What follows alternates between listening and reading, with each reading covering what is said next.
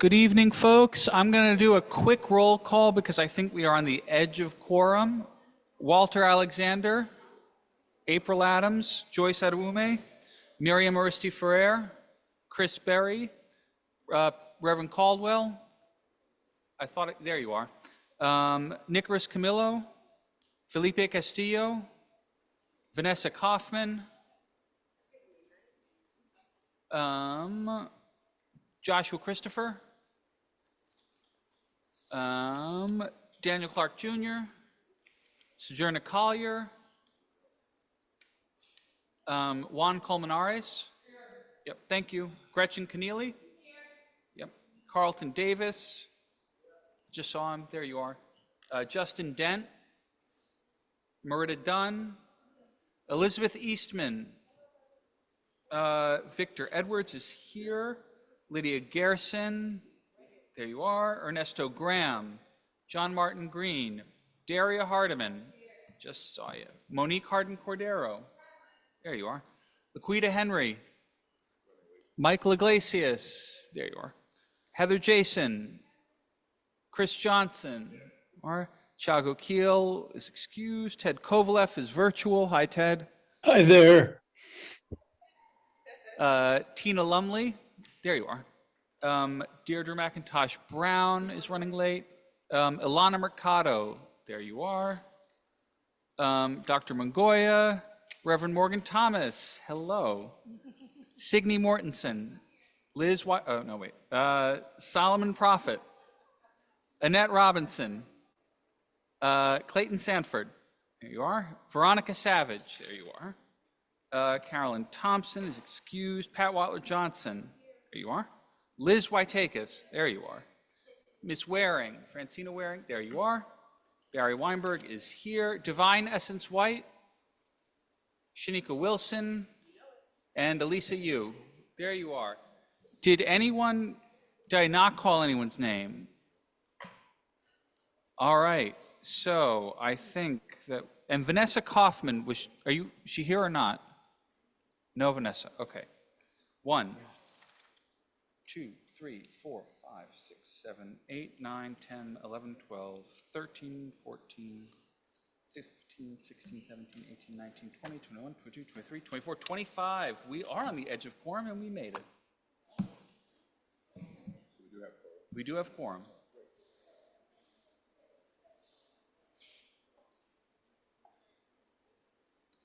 But do you want the mic, Victor? Sure.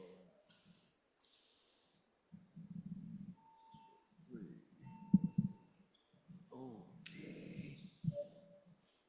Good evening, all. Can you hear me in the back? Good evening.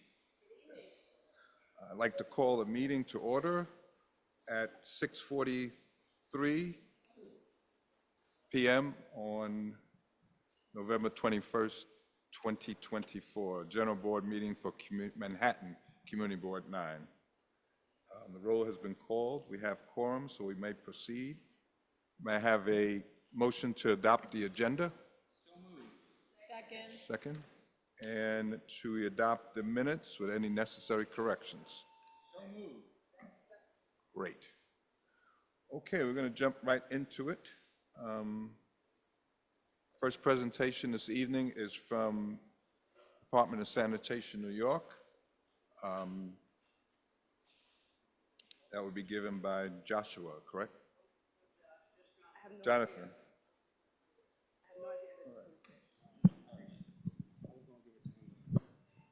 Thank you. Good evening, everyone. We just have a couple brief updates, most around the timeline.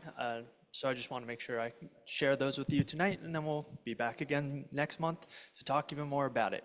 In terms of the next phase of the pilot, there are official dates that I just want to make sure that everyone is aware. So that's from June 1st, 2025 to May 31st, 2026. So the pilot will be a year, starting in June. And as a reminder, this is for 10 to 30 unit buildings. They will have a choice between stationary on-street containers that we are calling Empire bins. I just want to say that term out loud so you can start hearing it, but that's the stationary on-street containers, or individual wheelie bins. For any building 31 units or more, they will be required to use the Empire bins. Collection of trash, 31 plus. Collection of trash, the days will not be changing. All the days are staying the same, except for the folks that are in the current 10-block pilot, but I'll talk a little bit more about that at the end. But the days will, in general, be staying in the same across the entire board. For the 10 to 30 unit buildings, those buildings will need to opt in. We are going to assume that they want the individual wheelie bins unless they request and apply to use the stationary on-street containers. They'll be able to do that from December 15th to January 31st. That's the period where they'll be able to opt in to have an Empire bin.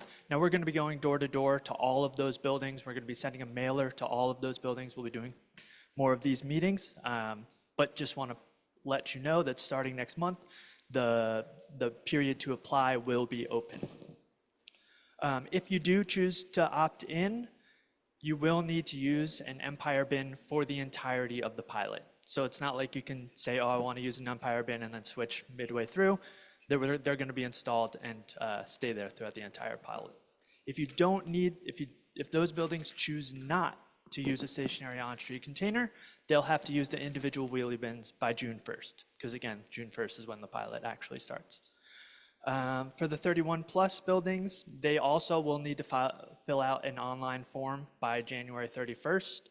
That just has some more specific information about the amount of trash that they are putting out, the contact information for who will get access to those bins, and so that we can properly train them on how to use it. That's what they'll have to fill out online, and we'll be in contact multiple times with those folks as well. The only other update is specifically about the 10-block pilot. So for the residential buildings in the 10-block pilot that currently get 5-day-a-week service, on June 1st, that will be returning to the schedule before, 3-day-a-week service. And all of the 1 to 9 residential unit buildings in the 10 blocks will have to use the individual wheelie bin by June 1st. Because again, June 1st is when the pilot starts, so they're just going to be reverting to the rules that are already in place citywide. Those are the major updates that I have. Yeah.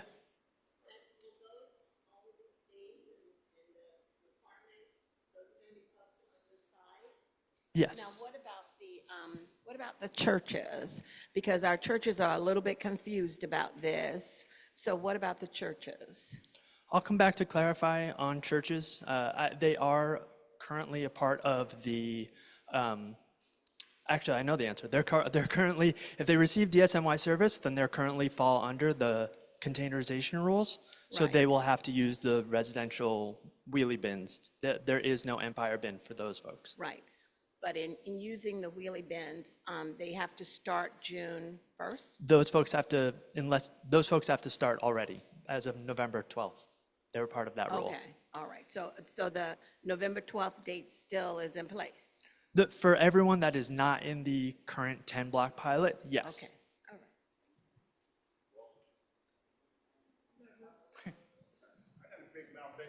right. But I'll lower my big mouth. Okay, I've been really trying to comply with the compost thing. Now, I've heard that folks have put their baskets out and they've gotten stolen. Okay, that's one. We're on a block where there's no like trees or nothing to lock the thing up to. So what I've been doing was, now see, we putting the compost stuff in a plastic bag. I usually try to keep it in my freezer or refrigerator because I don't want it to sit out there all week and, sting. But the night of, I don't put the bin out there. I just put the bag with a sign on it that says compost. Now, they've been picking it up. But, that's really not the best way to do it because that's food. That's like gourmet for the rats, okay? So there really has to be some type of procedure set. I think it's a great idea, and it's great that, they want to return soil to nutrient state. But, we're at a disadvantage because, you want to comply. You don't want your basket stolen. And it's for us to, our fence is here and the curb is here. So we have to have a long thing, to tie it in so y'all can pull the trash and take it. So we have to have some kind of way to, some procedure where that could, and an alternate procedure for those who need that.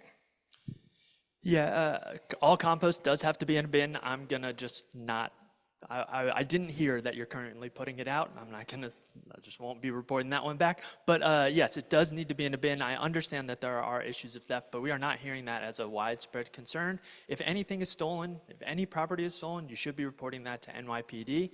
And we believe, just like in cities across the country, across the globe, Detroit, Boston, there are multiple places around the world that use these individual bins. It is not unique to New York. Once they are more widely available and more people are using them, we do not expect there to be increased crime or bin theft. A bulk, like one bin for everybody to put their stuff out. Do they have that on other blocks? Ye- Or, you know, we're small residential brownstone, so it's like three stories, so it's higher building. I understand what you're saying, but I think so many of your neighbors here actually disagreed with the shared bins, and that's why we went with the individual bin mandate. That was part of the learnings that we heard from this board, that folks don't want the shared containers. So I do have a question about the bins. Because it is brownstones in 9 or less, the requirement is that the bins, if they're stored or chained, they have to still leave 3 feet from where they are to the street. So that's kind of like, to get one to purchase or have one made, those storage bins, that doesn't fit everybody's scenario. And where it does fit, it becomes an eyesore, no matter how, it's an invitation for people to sit on, break into, no matter how secure you try to make them. What is the recommendation from the Department of Sanitation regarding storing these bins, other than, bring them out and put them out the day of? Because that's not necessarily an easy thing to do when out means you're bringing them up from a basement. Totally understand. We would, again, the rule states that you can place them within 3 feet of your building line, inside or in a rear yard. We believe that this is a better solution than having the bags of trash on the street. I understand that some folks think that it's an eyesore. We disagree. We would rather have the containers stored inside or along the building line than the bags on the street. So if they're stored along the building line, just say, you get one of those bicycle racks and you chain up your bins, who's going to be the governor of this is correct or this is not correct as far as how it's stored? Is that going to be something that you would bring up with Department of Sanitation? Is that going to be DOB? Who's the final say on this is acceptable like this versus a shed or something on the side of your building, which becomes another structure attached to the building, which can be another issue with DOB or APD, whomever?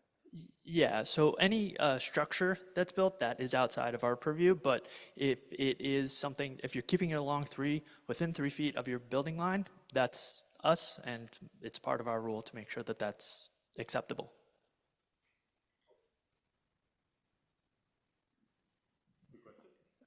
No, I'm sorry. I have a very simple question. I don't live in a private building. I live in a big building, and we have a big compost bin that is taken care of by the staff. And I wanted to ask you a question, because they said we have to, I have a little compost pail in my kitchen, and I put the stuff in there, and I was told that I can't put it in regular plastic bags in the bin downstairs, that there are compostable bags for what? Oh, sorry, that's a common misconception. You can put plastic bags. You can't put the black bags, the ones that you would use to put the trash out on the street. But if Okay. you're using a clear or Yes. reusing like a bag that you would get from takeout, Yeah. you can use those. Our machines will handle great to that. know. And Okay. that's listed on our website in the FAQ. So if your building management is having an issue, or if you want to direct them to us, we can specifically No, answer I that don't want to question. direct them to you. That's No. okay. That's what we're here for. Outreach at dsny.nyc.gov. Or if you don't have my personal email by now. Cheers. Good. Hey, quick question. In the historic district where we have a couple of apartment buildings of 30-plus units, will we ever see Empire bins? In this community board? Yes. Yes. on June 1st, you'll start using them. Question myself is, so you're saying that once a pilot goes forward, they'll be picking up less than they are now? They'll be picking up less in the 10 blocks that currently get the 5-day-a-week service, but no, across the community board, they'll still be picking up 3 times a week. No change in the service. But in the pilot, they're doing 5 days a week now, so that's going to go to 3. So I'm asking that because I see now where some bins are overflowing. So if you go back to 3, and then I think it's almost disingenuous to do the pilot with 5, and now you switch back to 3. You prove a point, but now you're going back to 3. But those were shared containers for the entire block. These are specific for one building, so that's why we're contacting all the building to get the sense of how much trash they have to make sure that we put the appropriate amount there. So instead of just placing that amount on the street, so we'll go to the super and say, how many bags do you put out? How many containers do you typically use? Okay, great, you need X amount of bins, and then we'll put those in place. So that's why it's changing. That clears it, yes. Thank you. Of course. In line with Victor's question, I had thought that one of the benefits of moving to containerization was that the increased efficiency would allow the department to do more frequent pickups, kind of widespread. Was that ever the case, or was it just we're not actually doing containerization the way the pilot thought we were going to, which is why we're not going to do the 5-day-a-week? Yes, we learned a lot from the pilot. Rather than the shared containers, we are using the individual bins. So because everything is individualized, we are keeping service at the current level. But again, that's something we're going to learn from this pilot. So that's why we're doing it for a full year.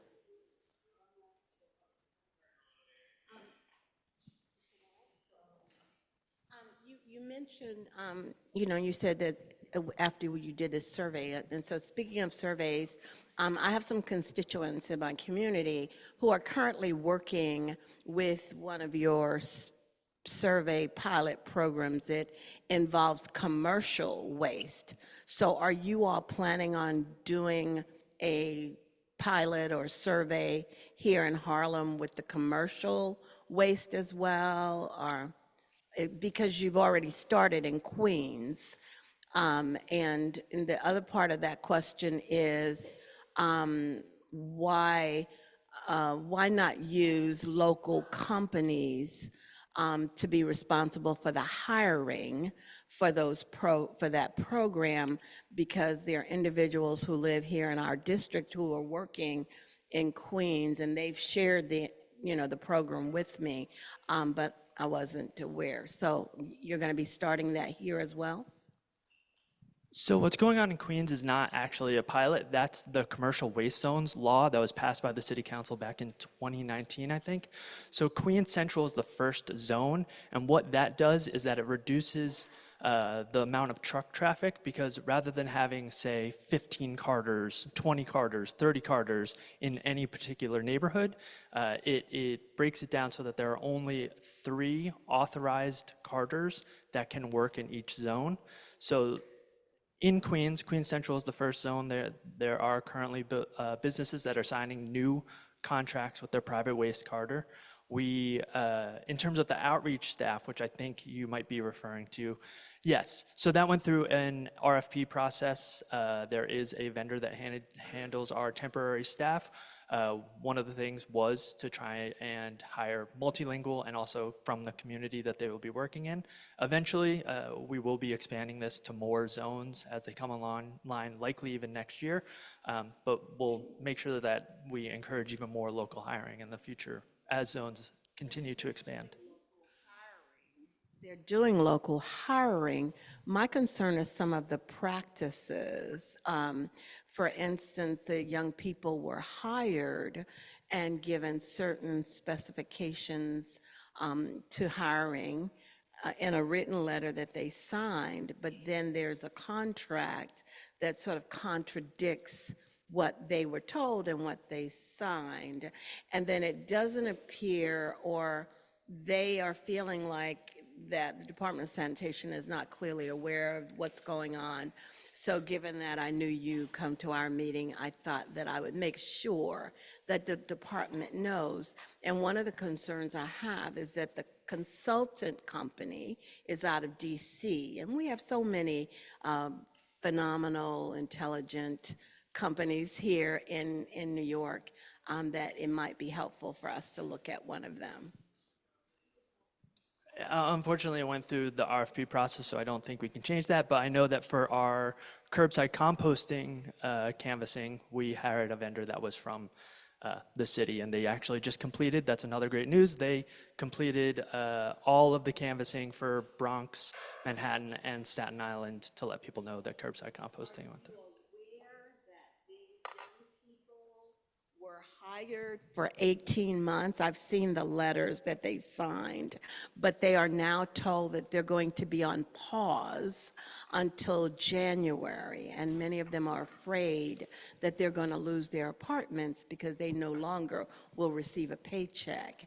And so I don't know if that's something that you all are aware of. That doesn't seem like a good practice. That's I'll definitely look into that. Alana?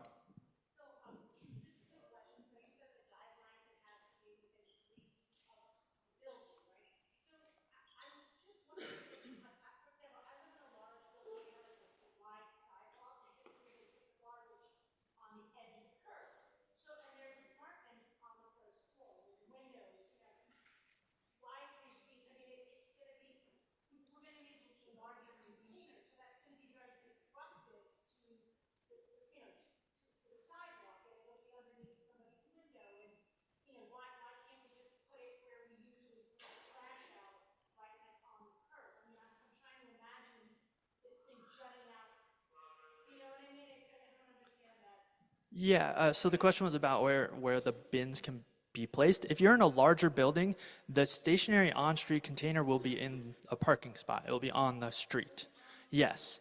The 3 feet rule is for the 1 to 9 residential units, so those that will be using the wheelie bins, or the 10 to 30 if they choose to use a wheelie bin. But again, the storage, for most buildings, trash is being stored somewhere inside the building right now. This on-street container will allow the super or the building staff to take the trash out at any time, thus freeing up room inside the building.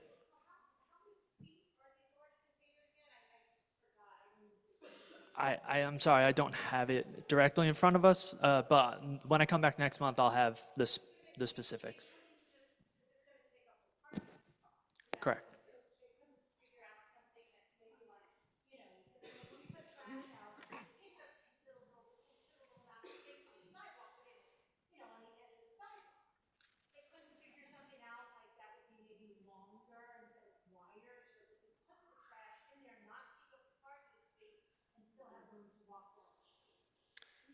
Unfortunately, no, these will be on-street containers.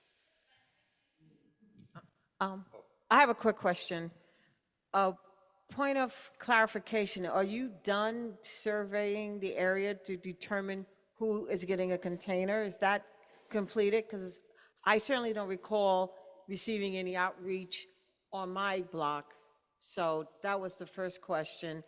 And then to follow up on what was asked from the Reverend in terms of dealing with commercial waste, I'm assuming that that is a whole other level of outreach that has to be done. We have a lot of vendors in our area that don't necessarily do the right thing in terms of disposing of their waste. And so what is being done to address that? I had just shared with my 2 chairs the other day, I was walking on the sidewalk and there was debris strewn everywhere. It was just very disgusting. So yeah, that's my question. So we haven't done the individual surveys for any of the 10 to 30 buildings yet. That's what that opt-in period is going to be starting on December 15th. That's when we'll be in touch. If you choose to have an Empire bin, if you're a 10 to 30 unit building, that's where the building staff will have to fill out a form online and apply for use. But any building that's 31 units or more automatically gets an Empire bin. And we will be talking to them as well to, like I had previously discussed with Victor, how much waste do you put out, who do you want to have access to this, et cetera. In terms of the commercial waste, the only zone that's online for this big reform that was a law passed by the city council is currently Queens Central. That's the only one that's currently open, but we have done extensive outreach to them since July. I think we've done over 30,000 attempts, visits essentially, to try and talk to all the businesses to make sure that the around 10,000 businesses there all understand what the new rules are. But if you have specific locations in Community Board 9 that you would like cleaned up or need enforcement, definitely let me know and I can pass that along to the folks here.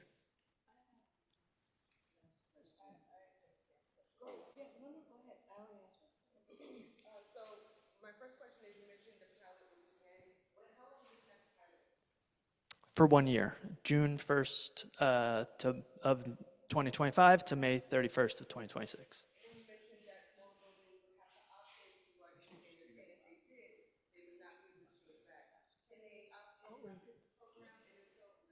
Nope, they can only opt in during the period of the 15th, December 15th through January 31st. The 10 to 30, that's the only period to opt in. Again, just because of we need to assign the routes, install the actual containers.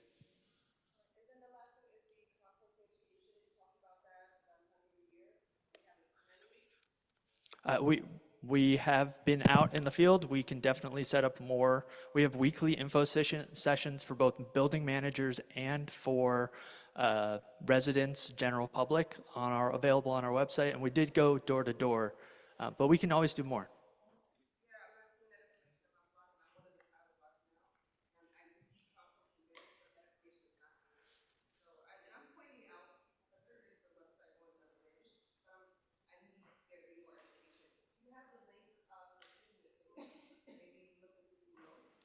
Great. Yeah, we'll definitely look into that. Quick question. For the blocks that currently have shared bins, for the new individual shared bins per building, will it require more parking spaces? I don't know the exact number of 10 plus buildings in the current pilot, so I can't answer the exact amount of parking spots. I also don't know how many of the 10 to 30 will opt in to the Empire bins at this point. So I can't say definitively one way or the other, but I can try and find out at least the number of potential buildings that could opt in by the time I come back. We have some questions online. Yes, we have Jenna Jones. Jenna states, I live in a multi-dwelling building. We ordered a compost bin for our building, but we've only received one bin. When there are over 40 units in my building, how do we get more organic bins to appropriately handle the amount of waste coming out of our building? So the only bin, we were only giving out one per building for free.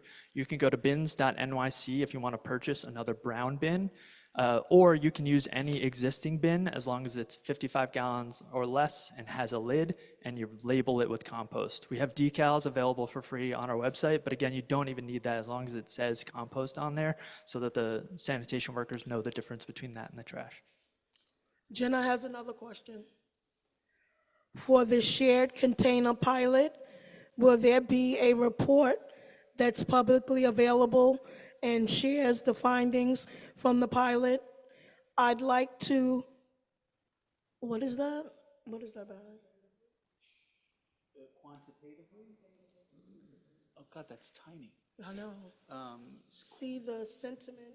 Quantitatively see the sentiment around the shared containers that you've measured. Don't believe there's a plan for a report at this time, but I'll go back and check with the folks there.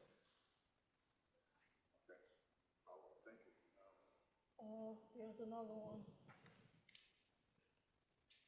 Andreas, I live in a 20-unit building on West 145th Street. Is the opt-in a simple yes or no based on building preference, or is the application more discretionary in the same buildings? Who would like to opt in who would like to opt in may be denied. And in street bin, if the latter, I'm sorry, this text is very small. If the latter, I'd like to know the basis upon which these applications will be assessed and determinations made by Department of Sanitation. It's not a simple yes, no. We're taking a lot of information in about the amount of trash, who the point person would be, making sure that we're actually getting the application from the correct person. But we will definitely be clear in terms of what the qualifications are of a yes or no. And just to let folks know that the rule states that you will hear one way or the other if you apply by at least 2 months before the actual implementation date of June 1st. So if you apply, you won't be waiting around. We hope to do it faster than 2 months before, but that's the absolute deadline, to make sure that if you were to get denied for one reason or another, you would have enough time to buy the individual bins if necessary.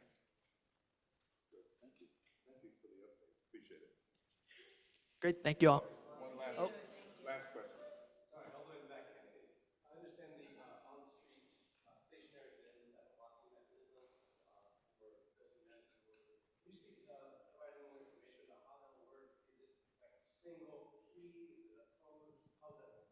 It's a key card and also an app.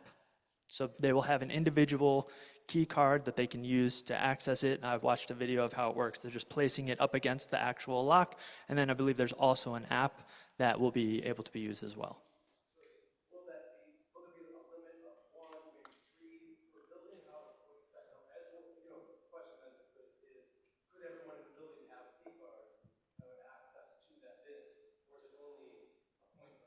No, it is for one person. I can't say if it's like we're going to limit to one specific card. It might be 1 or 3, but the idea is that it's limited to just building staff rather than everyone in the building has access.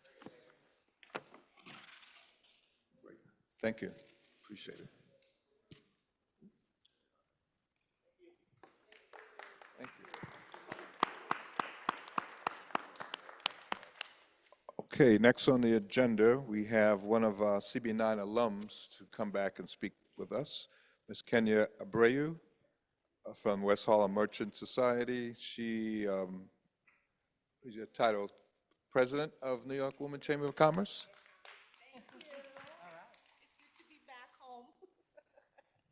Thank you. Thank you so much. So yes, my name is Kenya Abreu. I am the president of the New York Women's Chamber of Commerce and also the founder of the West Harlem Merchants Association. And I'm here to just give you an update on what we have been working on. So we have been working with the West Harlem Arts Alliance for the Montefiore Park events that have been happening all summer, and also the cleanup of the park. So we have been one of the sponsors of that, which is very important, and we want to continue to do that. We also are the creator of the Explore West Harlem guide that we give out to everybody in the area. What we do with Explore West Harlem guide is that we promote the businesses of West Harlem, primarily those in the food industry. So you will find all of our restaurants here. And we have some that my staff is giving out. And so we are going to start working on the new guide soon. So we are going to be reaching out to CB9 for a partnership. And even though, CB9 is our partner every year, we put you in there. But we would like more collaboration in terms of what we do. We also have a website. So if you look up explorewestharlem.com, you will find the website also. So we not only list the businesses in the guide, but they're also listed on the website, and that's live. So any events also, so if CB9 has any events, anything like that they want to promote to the website, we will be happy to do that as well. And we have a partnership also with Columbia University and with City College. They give out these West Harlem guides. I think it's twice during the year when the students come in, so they put it in their bag, which is very important to us. And then we also have we're also the organization behind the Taste of Harlem, our pretty big event. The last one we had it here at the Forum at Columbia University. I don't know if they want us back because it was just too many people. I think we have 700. I mean, they were not all in here at the same time, but the line went around the building. So we are trying to negotiate something with them. So we also would like to have the support of CB9 to see if they can bring us, we can bring the Taste of Harlem again here. We might have to cut down the amount of people, or we might have to use maybe the outside area because it has become a very popular event. And again, what we do with the Taste of Harlem is bring in the businesses in the food industry, and it's open to the community. It's open to everyone who wants to attend. It's a lot of food. There's a lot of dessert. There's music. So it's a great event, and we would like to, again, have the support of CB9 and also Columbia University. Yes? A vendor, you can talk to Lawrence. He's right over there. Lawrence, raise your hand. Yes. So you can be. Are you here in Harlem? Are you here? Yes. Okay. Because it's for the businesses here. So that's that's a very popular also. And so in terms of the West Harlem Merchants Association, let me tell you what's happening with that. Right now, the West Harlem Merchants Association, it's on hold. And I'll tell you the reason for that is because the city doesn't pay on time. Yes. And yes. So we do want this to happen, and we have the businesses that want to be part of this. So what I would like to see, I want to kind of move away a little bit from the city because, again, what happens with nonprofits like the New York Women's Chamber of Commerce is that we end up financing a lot of the city projects, a lot of the city and state projects. So what we would like to see is the support of the West Harlem Development Corporation to do the Merchants Association, right? We're happy to help, we're happy to do it, but I think this is a project that really should be a partnership with the West Harlem Development Corporation. It should be, yes. Yeah, hi Marina. It's good to see you.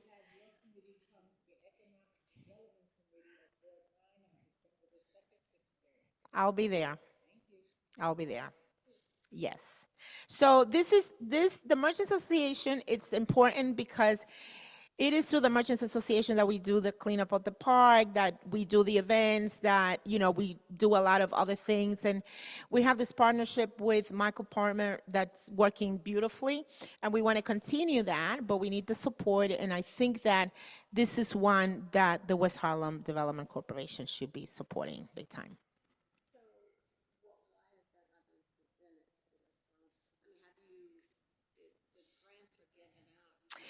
Yes, but yes, we have. But I'll tell you what happened with the West Harlem Development Corporation. I think that's why I'm asking also for the support. I think we need to make a presentation to them, not just the response to the RFP, because the RFP they changed the way that things used to work with that.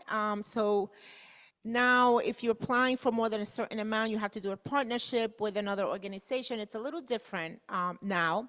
So what we need for this, we need to have somebody, we need to hire somebody to do this. So we either part-time or full-time, we need to have somebody that is dedicated totally to the association because it takes a lot of time. I mean, we get volunteers and we can supplement with some of the staff, but we need somebody that is totally dedicated to that, that's going to go to the businesses, that's going to speak to the businesses and all of that.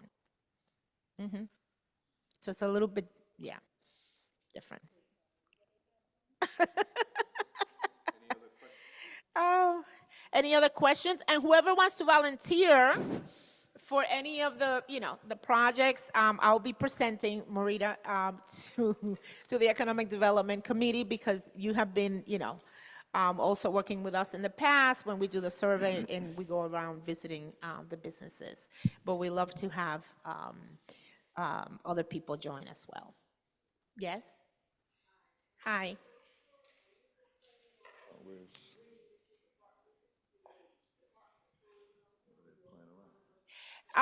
That's one of the things that we want to do, but that's why I said we need to have somebody that is dedicated to reaching out to doing those type of things, because that is produced by us and we raise the funding for that particular product for the guide, but we need somebody that is dedicated, because in order to make that happen, to develop those partnerships, let me tell you, one of the plans that we had through the association was, yes, to get NYC and Company to come in. They are interested to also get the tourist, the bus that goes around and stops, doesn't come into the West Harlem area where we have the restaurant strip right near City College.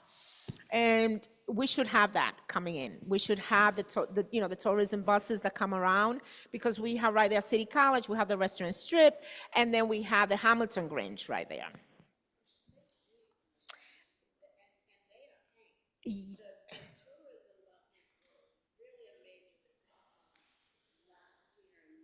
Mm-hmm. They get up there like on that, and they get all stuck, and they cause the traffic to back up. So that may not be such a good thing to push for more of, because what they have done has been a disaster. We had them on Hamilton not long ago, and they got stuck in there and blocked up the traffic. Yeah, so I get that. So maybe there's another way for them to come around, because what we want is for them to stop at the restaurant strip that we have right there, which is where Fumo is and all of the other. Too small? Yeah. Well, that's why I want to work with you to see how, yeah. Mm-hmm. It's true. That is true. So maybe there's a way, exactly, there may be smaller buses, but just to find a way, because we want to bring more, tourists to the area to come and eat at our, places. Yeah, they could say, exactly, they could sit on Amsterdam. Yeah, I was gonna. Because that's a pretty big, wide area. The trolley, I love that. I love the trolley. Yes, I like that. All I was going to mention was that you can work with the DOT to find the best routes, because those restaurants do appreciate the tourism. They cannot depend on residents alone. Residents do not have the funds to continue supporting those restaurants 24/7. Yeah. So tourism is important. Okay, Yeah, thank so you. do try to reach out to DOT. If you don't have a Yes. contact, we can help you find one. Take my Yeah. information, I'll help you. Thank you, thank you, thank you. Yes. Hi. No. So we should definitely have that conversation. That's why I said if we can partner up, that would be great. So, yes, thank you, thank you. Thank you for the support. It's good to be back.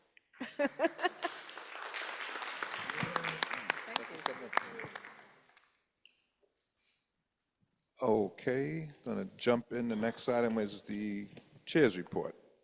Okay, it's a little lengthy. I'm not gonna go through the whole thing. I'm just gonna hit some major items.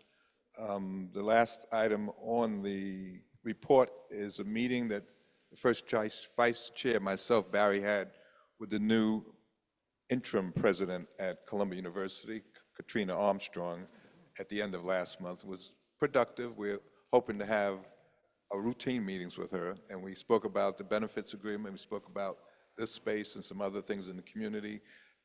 Today, Barry and I met with State Senator Cordell Clare and several other Columbia representatives regarding Senator Clare's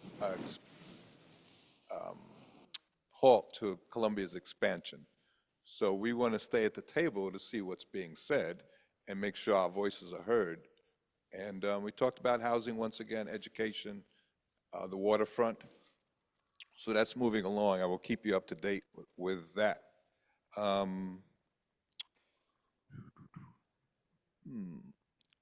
Minutes, some housekeeping. We would appreciate it if the minutes are sent in right after the meeting so we can get them out. Because as you can see, minutes are no longer in the package here at the general board meeting. They will be sent to you online. We expect you to read them online. So in that case, co-chairs, we need to get the minutes out as soon as possible so people can read them. We just found just a lot of paper being wasted, left here many times. So we're trying to reduce that footprint that we already have. So minutes on time to be read along with any rezos, letter of support at home when you can. Come here so we can discuss them. All right?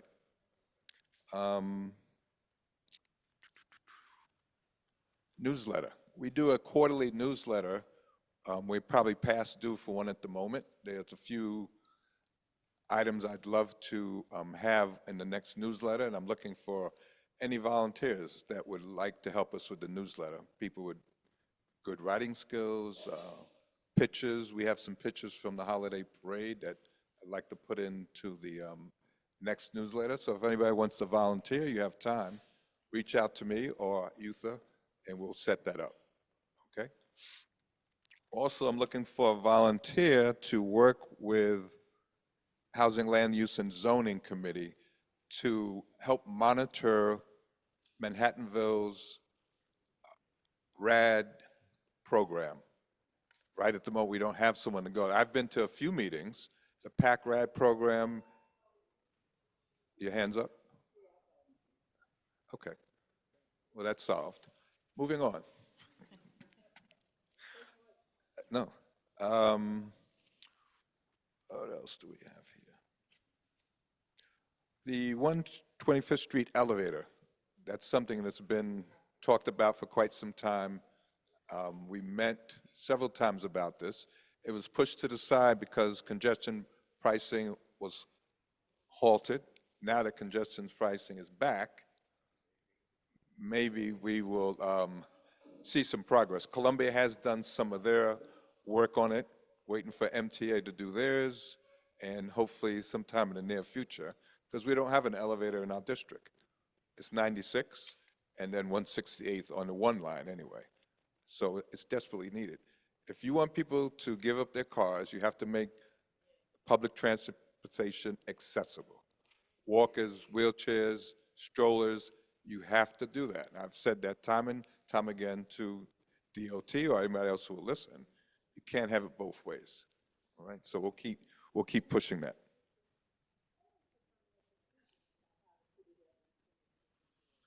There has not been a final decision at this point. You need two elevators. You need something to go to where the token booth is, and then one to go to the platforms, and that makes it a little more difficult than normal. Both sides, yeah. That's yeah. So we'll keep pushing it though. Yes, it is.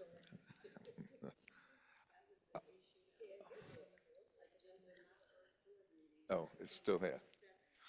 One last thing, for people who live in the St. Nicholas 145th Street area, we've been working diligently with NYPD, Transit Division 3, to stop the double parking in the bus stops on the curb. I've met with the residents, 695 St. Nick, at least twice, so not three times now, has improved drastically. That is now Transit Division 3 is asking for more assigned parking on Edgecombe and Bradhurst. And I had to say to the captain that there's nowhere to park as it is. And with the containerization program coming to large buildings, you have to take the train. Your transit police, it's on the train. Come, just being up front, Yes. Next, Yes, we, usually empty during the day, so they could contribute, we, but they should not be allowed to park there for free. no, they're not. Could contribute. We did mention that, try to work some type of agreement out with, like you said, during the day. People go out, you have all those spaces that are empty, they could make more money, and they wouldn't be on the sidewalk, they wouldn't be, so, still working on that. But it has progressed, I must say. Because people get off the people park their car on our block and then go to the subway at St. Nicholas and 140. Trust me, yes, very aware. With congestion pricing coming, you will see more of that, unfortunately. I get that on Riverside and Broadway, they park and then they go. Yes, sir.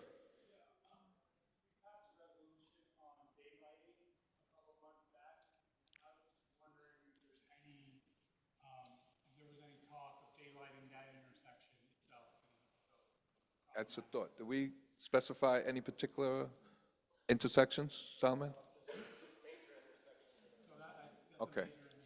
One of the things on that same note, we had talked about having no left turns there because the left turns coming up the hill at 145th slows traffic and it's dangerous for the students that are crossing. So, and it's along the same lines. Yes, Alana.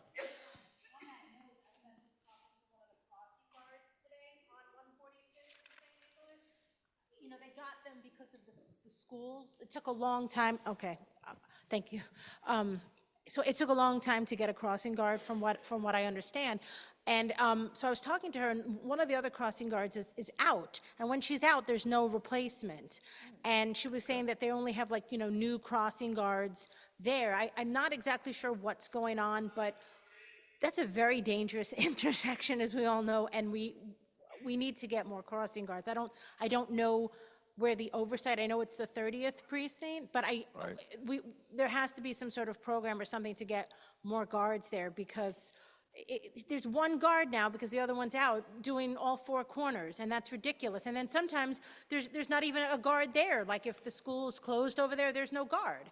And there's, you know, other schools in the area and students commute, my kids go that way. So, you know, this is, they have to do something. Can you send me an email? Yes. So I can talk to Captain Rose about this? Absolutely. Thank you. Thank you. Okay. It was a team effort. People in that building, myself and some other folks. Lydia?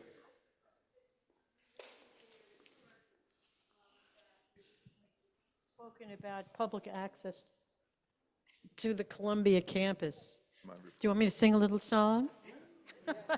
No, you didn't say anything specific about that, but did she say anything about that? I mean, we can't get on that campus.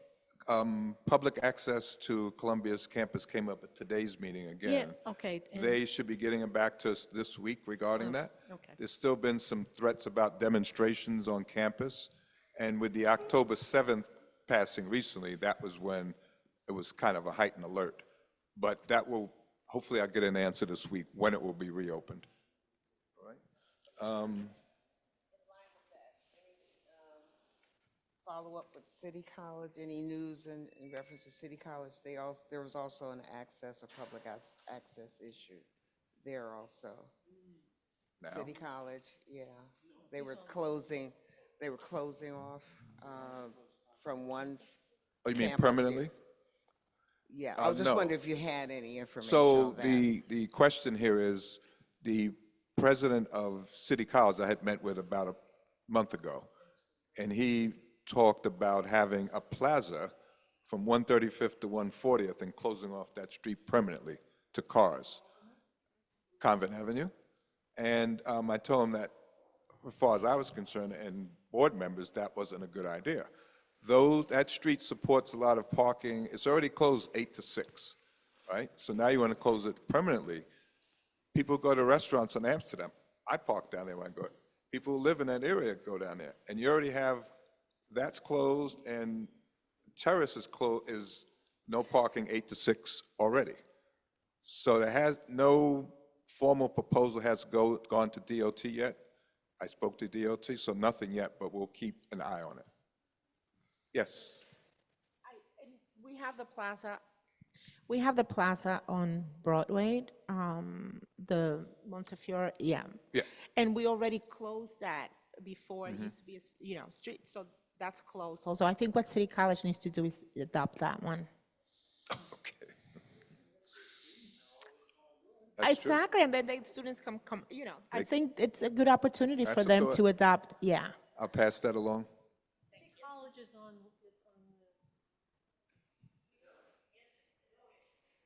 Oh, okay. Well, he's familiar with this conversation.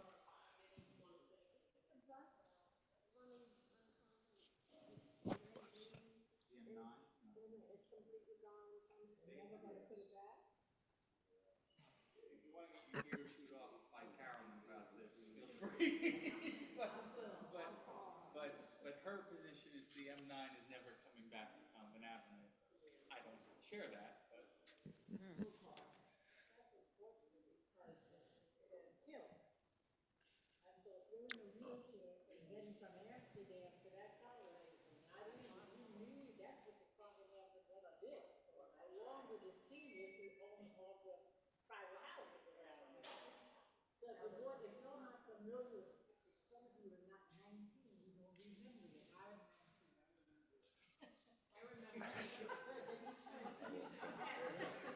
Had buses back there?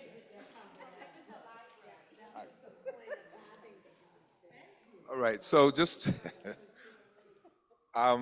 two items to add my report. One is thank you for those who participated in the Harlem Holiday Lights. We had a fantastic time. 20 floats. We had the best float, best DJ. Thanks to Eutha. Thank you, Eutha. We had a great. State Senator Cordell Clare was with us. Keith Wright, Jordan Wright, Al Taylor, Tiffany Brown, Barry Weinberg, another celebrity, was with us with a great jacket. I have pictures of your jacket. Barry Weinberg. I said it again. He was dressed. Your grandnieces were there? Oh, I didn't know that. But we had a great time. Next year, hopefully, we'll get more people on the float. Yes.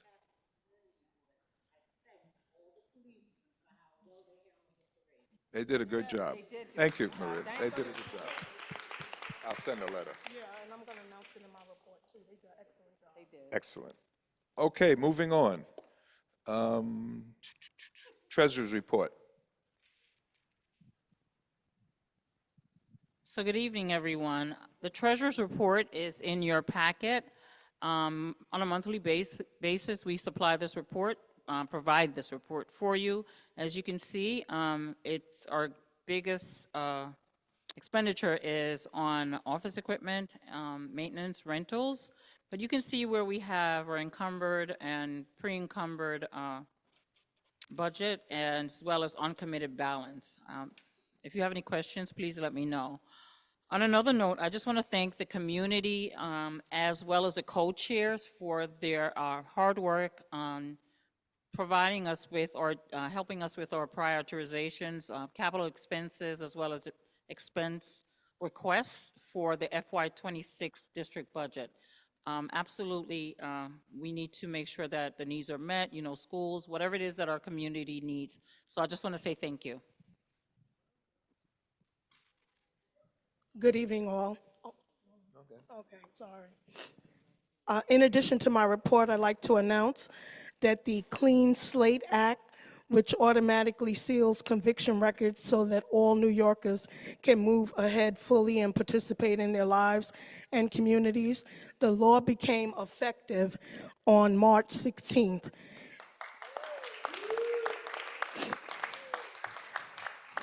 One year after the governor signed the bill into law. Now courts and various agencies will have up to 3 years to seal eligible conviction records by law. Every eligible conviction must be sealed by November 2027. I think that's fantastic. Also, I'd like to share that Detective First Grade Cordell Cheatham will be honored at his farewell reception celebrating 31 years of dedicated service on Wednesday, November 27th At 12 noon, there will be a luncheon, followed by presentations and a final walkout at PSA 6. That's 2770 8th Avenue. We will truly miss Detective Cheatham. They have the same name. 31 years, that's a long time. And as the chair stated, Holiday Lights was a huge success. Yes, it was. All those who missed it missed a great gathering. Walter, you missed it. And you said you were coming. I'm gonna rub it in. I'm gonna rub it in. You missed a great party. Yeah. I want to, yes, I want to thank the community affairs officers at the 2-6, that's Officer Lewis and Officer Cadenas. They were excellent. They really made sure that the parade went smoothly, and it was a great event, and I want to thank them personally for the great job that they did. Also, I had a flyer where turkeys and fixings are being given away. I believe it's at PSA 6. The flyers are on the information table. Please grab them, and I believe that concludes my report. But before I end it, I'd like to wish everyone a happy Thanksgiving. Enjoy, stay safe, and that's it. Thank you. Sure.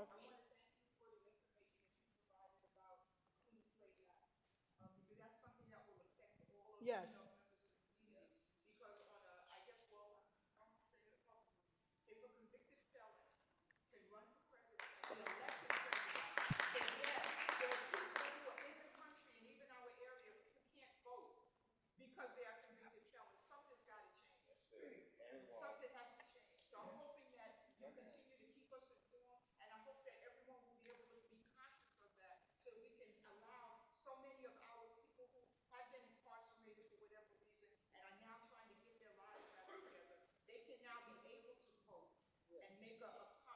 Contribution. I agree. Thank you.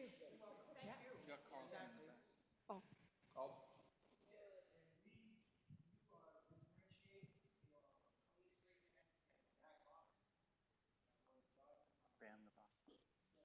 The what? Yes.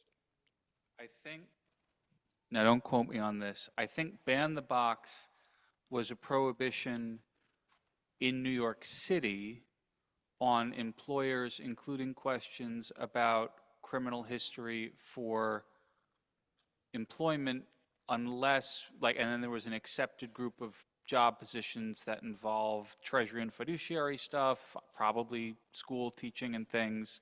That was on employers, people looking to hire. This seals a record of an individual who applies, which, do they have to apply? They have to apply, right? Yeah, which obviously affects many things, not just employment for them.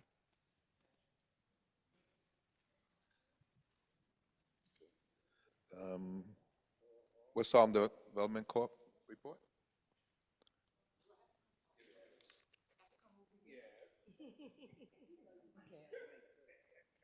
Y'all gonna make me lose my mind up in here, up in here. Good evening, everyone. And I have my report is in the packet, but I just wanted to just give you some brief updates, well, not updates, basically brief information from here. The board met yesterday, and we conducted business. Yeah, it's all here. Chair's report, you know, there were committee reports. Exactly. The executive director's report included information about the grants, which is also in this report. The board voted a few months ago for the 2024 grants that were issued to grantees.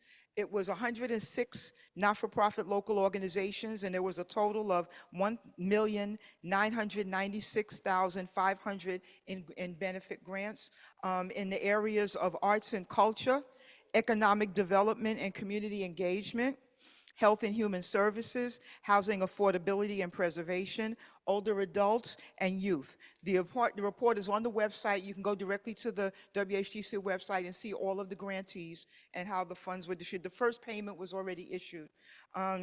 There's also new employees at WHTC. One is Ms. Jenny Rodriguez, who's a financial assistant, and Ms. Emma Sacafio, who's also the Special Projects Coordinator. From what I've met one of them and I haven't met the other yet, but from what I'm hearing, they're a bright addition to the office. And so we look forward to working with them going forward. WHTC is giving out, donating 1,000 turkeys to various organizations, including the 26th Precinct Community Affairs Bureau. They're having a luncheon on Saturday, November 23rd at Antioch Baptist Church. It's a Thanksgiving luncheon for, I believe it's for older adults only. I believe, yeah, for older adults only. So if you want more information about that, you can contact Police Officer Cardenas or Police Officer Cardenas? Okay, I'm sorry. Cardenas and P.O. Lewis at the 26th Precinct.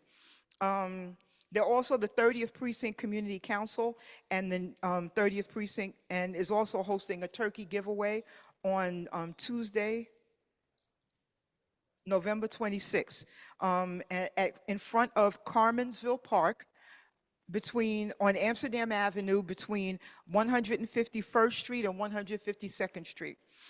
From 2 p.m. to 3 p.m. So they're giving out turkeys on that day. And if you'd like to be a part of that, turkeys will be given out on a first come, first served basis.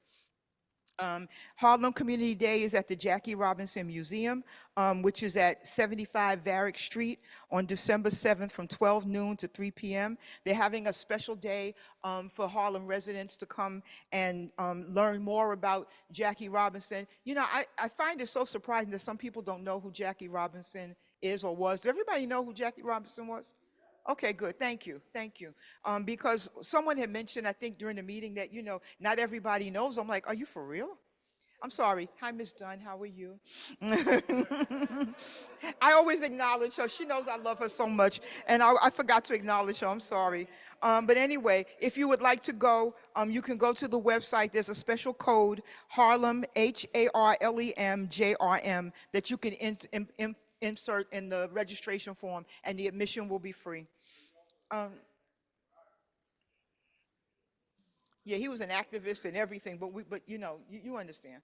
It amazes me sometimes when people say they don't know. I'm like, how could you not know?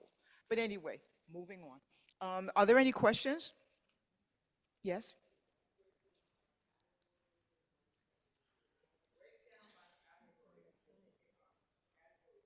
Of the grantees? Yes, yes. It's on the website. Although they're coming to, oh, that's something that I guess that you all have to work out, because the grantees have already been notified that they have to come to CB9 as a condition of receiving the grant. So that's something that I guess that the CB9 will notify people to let them know how best to do that. They reiterated to us at our last meeting, so you can, but from what my understanding is, that's what my understanding is that. And I reminded everyone that it has been historical practice that grantees come to this community board. However, oftentimes there have been folks that have gotten grants and they didn't follow through. So every committee chair should look at the list, see who received funding from your areas, and then if they don't contact you to come, then you have every right, and we expect you to contact them, because that is their responsibility to come to this board. And why is because we need to make sure that because grantees are given money that are outside of CB9, which is fine if they are serving our community.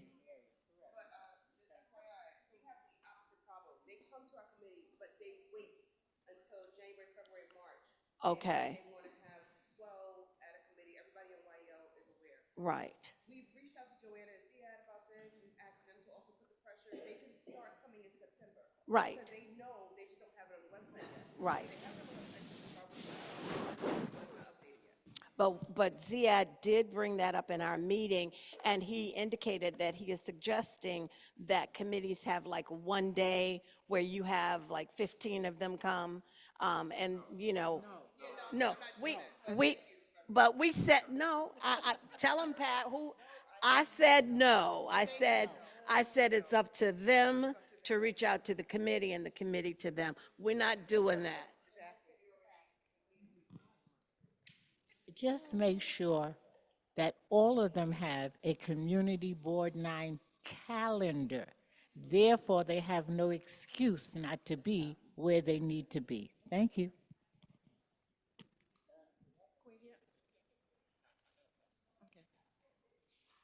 I could probably say. Thank you. You said how many organizations have received the grant, and I'm curious to know how many are actually from here, because when you said local, I'm assuming that's just local means New York City or not just West Harlem or Harlem. I'm curious to know how many are from here. Serving the CB9 geographical area. Yes, I'm curious to know, and maybe you can send me that information, how many nonprofit organizations are actually from, of that amount, that number, how many are from West Harlem? You can go on the website and look that up. And Okay. it says. if It they're- identifies okay. everyone, yes, yes, it does. Are there any other questions? Thank you, and I'd also like to wish everybody a happy holiday season. Thank you. Thank you. Thank you, Pat, appreciate that. Reverend Morgan Thomas, UMass. Good evening, everyone.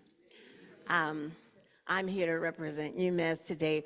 One of the things I'm sure you noticed that there's not a written report in your packet, and that is because the information from UMass is oftentimes revealing the information about our small businesses and some of our medium businesses, financial information, and their, if they're not paying their loans and things of that nature, or if they have defaulted on something. So for many years, no one ever gave a report for UMass. And so then Victor and I talked about it, and I said, it has to be someone who understands that we can't give sensitive information, but there's so much information that we do need to have, which is when the loans are being applied for. So right now, there's nothing available. There are no openings for new loans yet, but in 3 weeks there will be, and then I will be giving all the dates. And the other reason that I wanted to always keep UMass before us is because we in here have a responsibility to talk to the small businesses, on the corner in our areas to make sure that they are applying. There are so many grants that they can get that are small amounts of money, but will help buy merchandise or pay utility bills. So we will continue, but please, I'll give my phone number out, 917-837-0928. So if you talk to a business owner or someone that's saying, I really need to try to get some finances, you can give a call, because also there are times when there are grants that are offered to UMass, and sometimes they are after our meeting. And so that would give an opportunity. If I come in January and tell you about funds that are available in December, it might be too late. So it's a very kind of touchy, confidential situation, but there's general information like Proscolis, which is the computer company that does training, and that is ongoing. We can refer our young people, our middle-aged people, our old people to get training in computer and internet and technology through Priscolas. And then UMass is still working with the Marriott Corporation to do training for hospitality. So that's something that's ongoing, but it's not like there's new information about it. But anything that does come up that's new, I will make sure that I always bring back. Yes, Walter.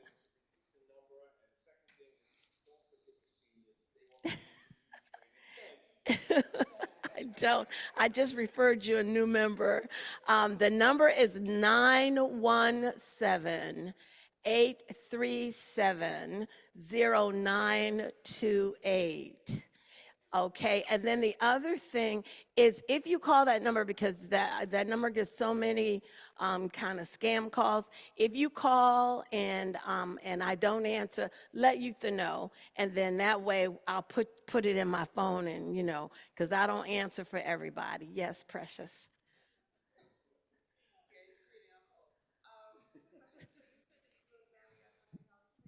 Yes. Yes, they do. Now, that's a very important training. I will post, they haven't had a cohort since back in the summer. So there should be one coming up. And whenever they start a new cohort, I try to make sure that I let the board know, because that's a very important piece. The young people get trained and then they get hired by Marriott. And so that's something we really want to pay, especially now that the hotel is open. A lot of residents got those jobs as a result of going through the cohort.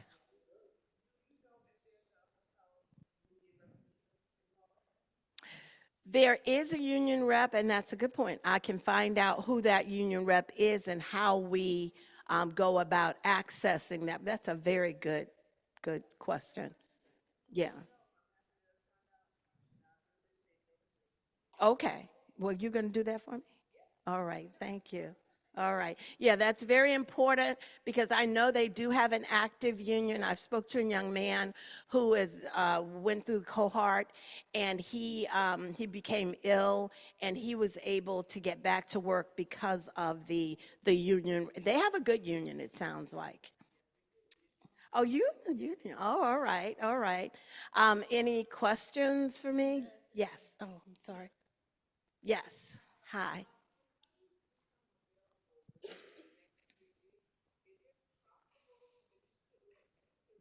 Oh,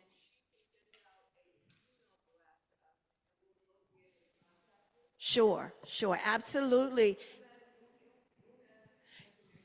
Right, and you can also browse from time to time the website, because when they get the arts and culture funding and what have you, they do put it on the website as well. But when we'll have a meeting, not next Thursday, but the following Thursday. So whatever new loans they indicate are going to be available, then I'll bring back here in January. Okay, and she can send it out. That's another good thing. But at one point we never reported on UMass, and that wasn't, because it made it always seem like it was some kind of secret society, and it really isn't. That money, it belongs to this community. That money came through the empowerment zone. So that's your money and your neighbor's money and the deli on the corner's money. So let's make sure people are getting this money. That's why I, agreed to be a representative there. Okay. Reverend Morgan Annette, Thomas. Annette. Hi, how are you? Hi, sweetie. I don't have a question. I just want to say it is so good to see you in person. Oh, yeah, thank you. You know how much we love you. And for those of you who are new, Reverend Morgan Thomas is one of our tried and truly tested members. We are here because of a lot of the hard work that her and others have put in before you. And I just love you. Thank you. You got to come more so these folks can get to know you. Thank you. Well, you all keep praying for my knees. They're doing pretty good right now. I'm going to pray for yours and mine. I'm getting something called hyaluronic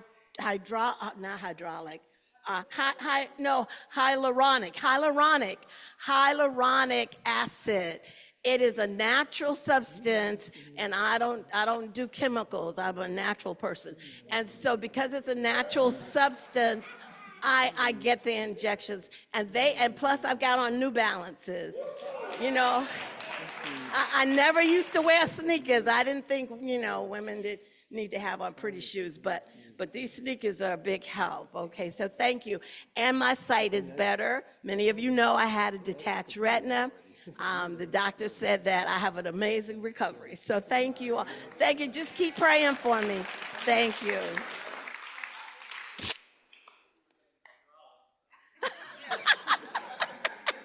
Yeah, I grow a little bit. I would grow a little bit, yes. And then I also just want to make sure that, that we continue to recognize the importance of your voices. One other thing I wanted to say, I wasn't here during the budget, but one of the most important things for all community board members, the reason there is a community boards were created so that we might decide where the money goes that the city has for us. So please, please, please, all of you, all new members, make sure that you participate in the budgeting process. You get a chance to say how much money goes to schools, libraries, and to our hospital and medical services, and that's so very important. Thank you. Thank you, Rev. Appreciate it. Must come back more often to see us. Okay. When you, okay. Manhattan Borough President's Office, Tiffany Brown, you're on? Thank you. Okay. Past my bedtime. I am on if you See ready. what happens when you don't come for a month? You know what I'm saying? Jeez. All right, I'm gonna try to make this very quick because I know it's a robust schedule and agenda that still has to be done. I have a couple of things to bring forth to you. First off, my name is Sean Brandon, Community Liaison for Community Board 9 and 10. First, I want to thank everyone who took Leadership Training Series. Those who participated, thank you. Those who missed it, please feel free to go to our website or also go to YouTube and type in Manhattan Leadership Training Series, and it'll pull up everything that you missed, including those that are required. Once you view those things that are required, please just let us know so we can count that, give you credit for that. Second, we have the Senior Resource Guide, and I brought a few. So I'm going to place them on the table over here. They have a QR code, but you can also, again, go to our website, a great resource for all seniors. It shows programs, whether it's health, nutrition, what have you, and also it helps you navigate certain programs and what have you. Next up, for the young folks, we have our Manhattan Future Leaders Fellowship. That's for high school students, juniors and seniors. We teach them government and leadership. The deadline is December 1st. Again, you can go to our website, or I believe you can go to Instagram, go to Mark's page, the Borough President's page, and also you'll be able to get the information from there. And lastly, we're always looking for volunteers this holiday season. I feel like I've only slept about 2 hours.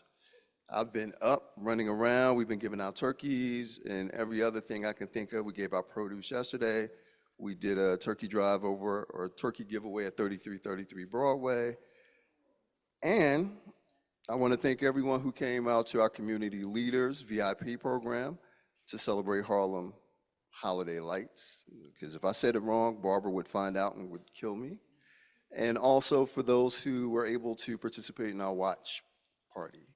So with that being said, that's the end. And like everyone else said, happy holidays.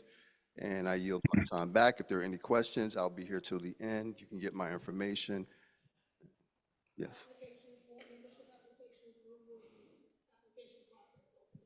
I will let you know, but it should be coming soon. I thought it was open, but I was incorrect with that. But I'll get back to you with the exact date when that opens up. So that's the reason I was spreading wrong information.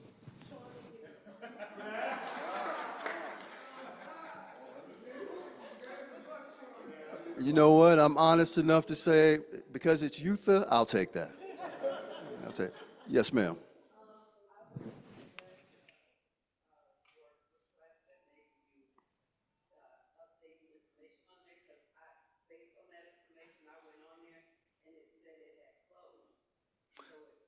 Well, I'll take that as a point of information, take it back to the office, and let our comms team know that they need to update that, make sure they have the correct information. Yes, ma'am.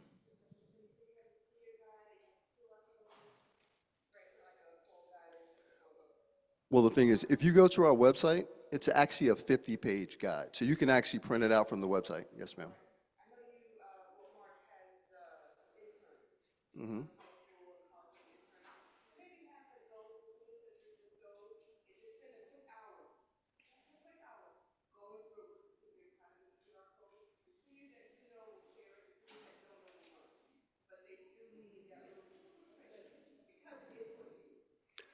And we appreciate that, and I will take that back. That's a great idea. Any other questions?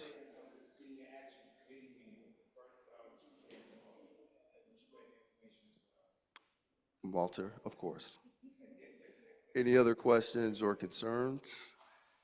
All right, like I said, I'll be here to the end. Thank you. Thank you, Sean. Okay, next up is public session, handled by Barry. Okay, we have a number of, well, oh, yeah, we do elected officials, so after public session, yep. For public session, we've got a number of folks signed up. You have 3 minutes per speaker. If you are virtual, please accept the invitation to either speak or be promoted. I am keeping the timer, so when you hear it begin to play this little melody, that is your cue to have wrapped up already. All right. First up, we have Cassidy Walton, who I believe is virtual. Go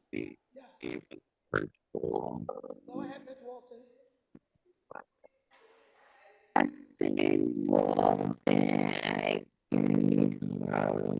Oh, Miss Walton, Walton, you're coming through like a very scary robot right now. Miss Walton, your audio is very bad.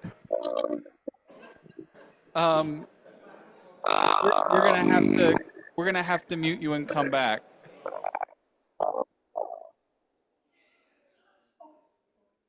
Okay, we're gonna come back to you, Miss. You might want to try leaving and returning, because it's still like that.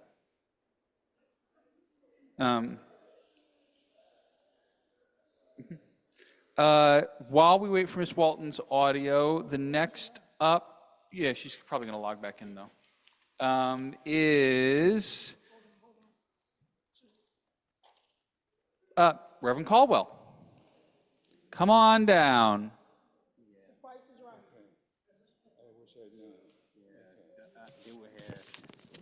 So this is how it works? Yeah. Can I have one right now?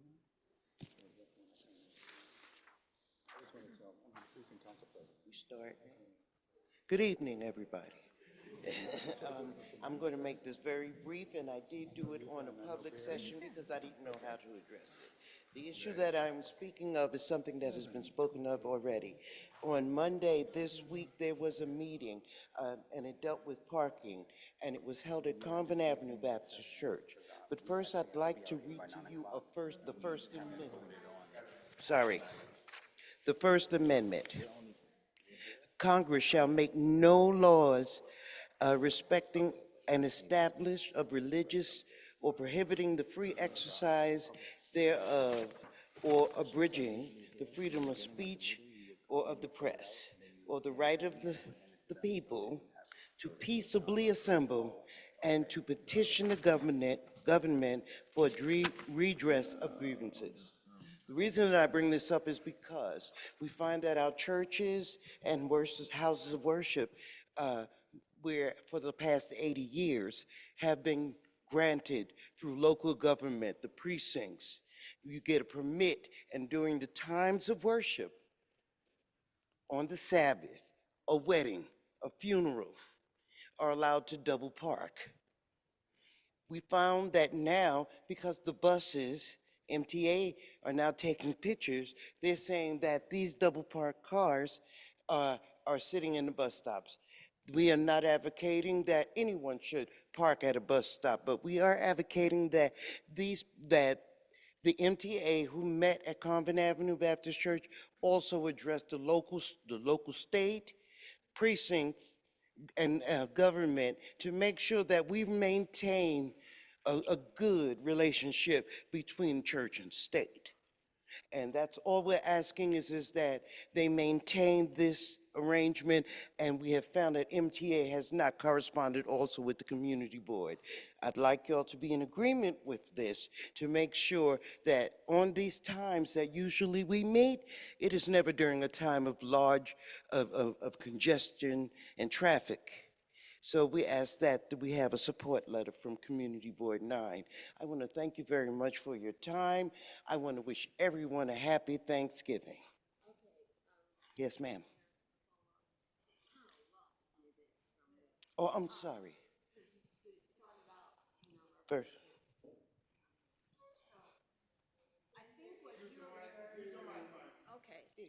I think what you're saying is that in the past, on Sundays here in the 30th precinct, 32nd precinct, churches were allowed to double park.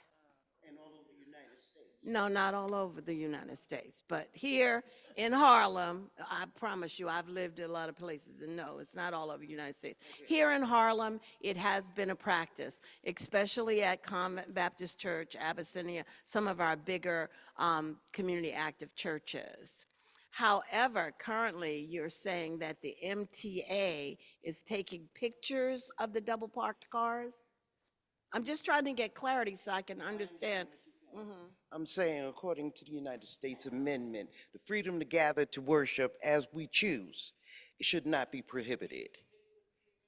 Okay, but I was just responding to a question. Okay, in other words, they've been doing it already, and we ask that they contact the correct people from local, state, city, and federal government. Thank you, I'm sorry. My phone. We'll follow up. Dan? Thank you. Good evening, everybody. I'm Dan Levatino. I am the director of Trinity Church Cemetery at 153rd and Broadway. And I am just here to invite you all to our annual Christmas event. We'll be participating with the Church of Intercession for the annual reading of A Visit from St. Nick. The author, Clement Clark Moore, is buried in the cemetery. So every year, and this is the 114th year in a row, I believe. And last year was the 200th anniversary of the publishing of the poem. So lots of exciting milestones there, but they'll do a nice little event at the Church of Intercession. Then we'll bring the candlelight procession down to the grave of Clement Clark Moore. We'll sing some carols. Then we'll have some hot chocolate and listen to some live jazz, and it'll be a great night. So if you can be there, that would be great. It's December 15th, starting at 4 o'clock at the Church of Intercession. Thank you. Questions? Yes, go ahead. Yes. Yes, I will. Can I communicate with the board and send? Okay, thank you. Yes.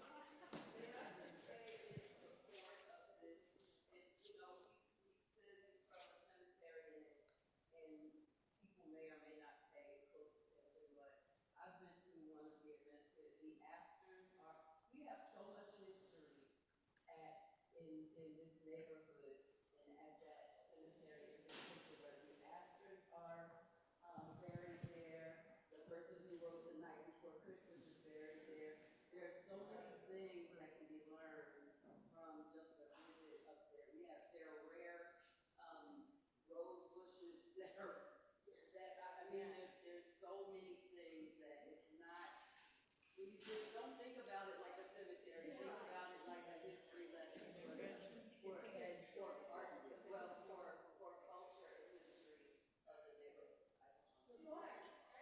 thank you so much. Yeah, I agree with everything you said.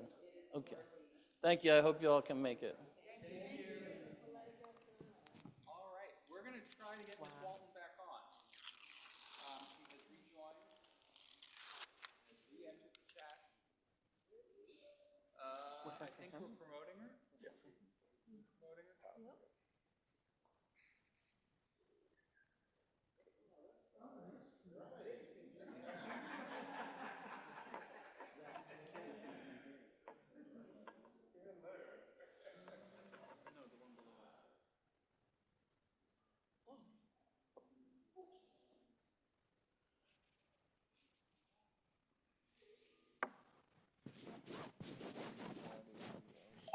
Hello? All right, yay. All right, so sorry about the issues earlier. Okay. Hello, my name is Chastity Walton, and I'm a student at CUNY School of Public Health and a Harlem resident invested in alleviating food insecurity among children in New York.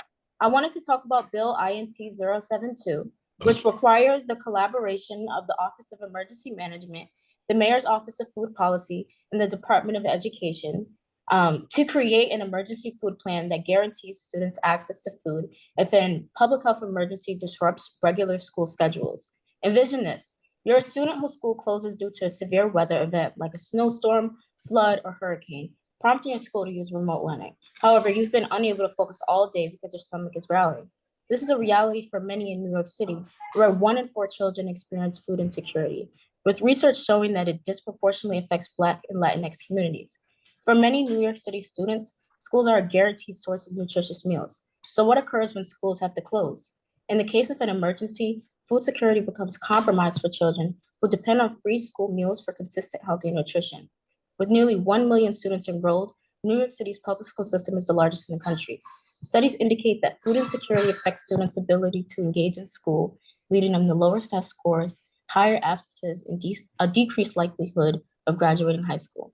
Developing a plan is an essential first step in guaranteeing an efficient system is in place during emergencies. This tailored plan could ensure an equitable emergency response that supports underrepresented student populations.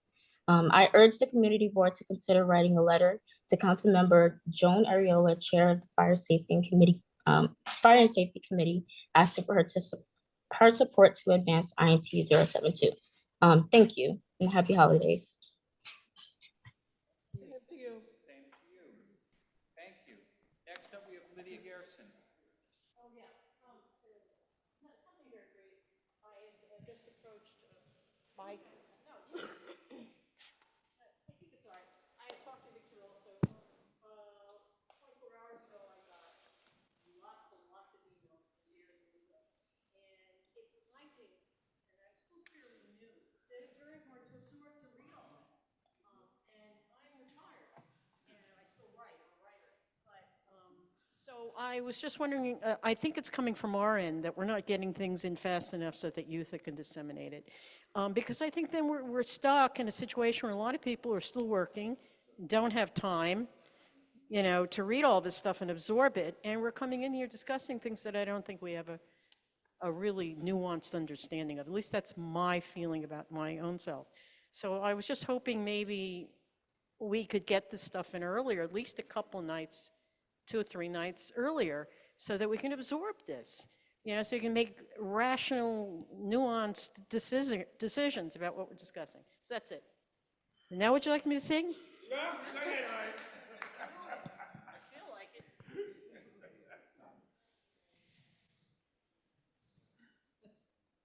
I will just note that Victor emphasizes to the co-chairs at executive to please have their materials in no later than 72 hours before this meeting.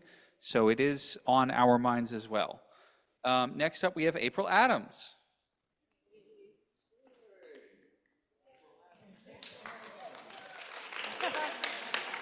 Hey y'all, good evening. April Adams, MCB9 member here. One thing that we've been working on in the Landmarks, Parks, and Preservation Committee is this issue at Hamilton Grange Park, or Hamilton Grange within St. Nicholas Park. Unfortunately, Hamilton Grange, the National Park Service, has begun closing the pedestrian gate every Monday and Tuesday, so it really cuts off access to the community there. I have spoken with some of the folks at Hamilton Grange. They too do not want to keep that pedestrian gate closed. Unfortunately, sounds like it came from some higher up, maybe downtown Manhattan or DC, whatever. They decided to close the gate. So what they have recommended to us is to, if you go by there and the Hamilton Grange is open, please go in there and fill out a comment card and let them know our complaints there.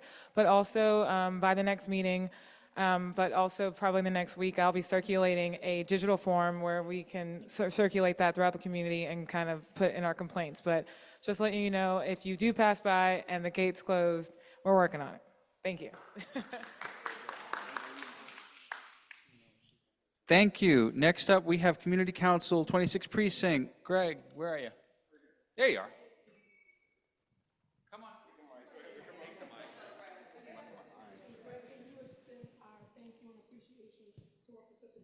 Absolutely, absolutely. Hi, my name is Greg Rowd. I'm president of the 26th Precinct Community Council. One of our council members is over there, and I see a lot of folks that were at our meeting last night. Thank you for coming to the meeting. We're looking for some new members in our community. So I just want to say, if you're interested in the community, you'd like to exchange or help improve police-community relations, you want to find out what's going on, or share with the precinct what's going on in your neighborhood, the community council meetings are the ideal place to come. I have some postcards over there on the table. There's a phone number, email address. We'd love to get you on our contact list. Our next meeting's in January, so we'd like to get more people involved. So if you're in the 26th Precinct, come join us. Yes? Can you be a member of 30th Precinct and 26th Precinct? We can make it work. We have council guidelines, but it's not hard and fast, right? There's a lot of hand waving there, but yes. So thank you very much, and happy holidays to everyone. Thank you very much. Okay, we have two more. One is Mark Bailey. Come on down.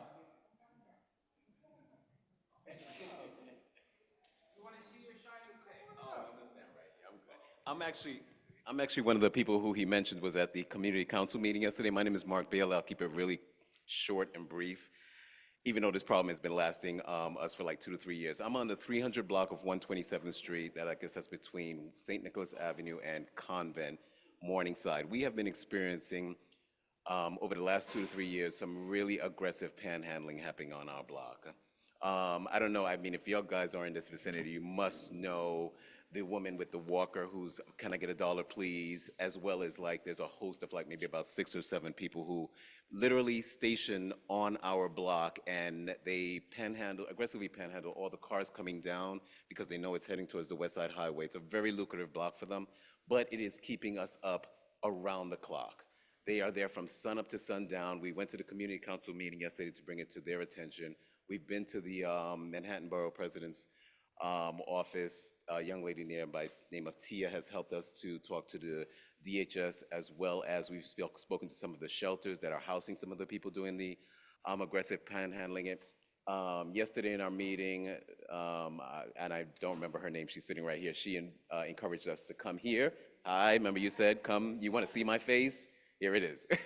But she said, yeah, she said to come to this meeting to express it here, that there would be a series of different agencies who we can basically express this to. So I don't know what or who in this meeting could assist with that. That would be you. Okay, so maybe we can talk afterwards and I can share with you some more information. But thank you, and if anybody else is experiencing this the way we are on that block, and I say we, it is all the residents of that block. Please speak out. Yes, hi.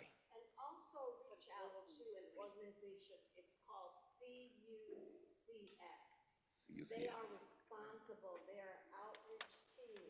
Okay. And they are responsible for the street homeless. And they're supposed to have a van that is in the area. They're Right. getting funded to do that. They go up St. Nicholas Avenue and come around and come down Convent. And they should be going through the area. And so let them know that, you know, those homeless people are there. I will see if I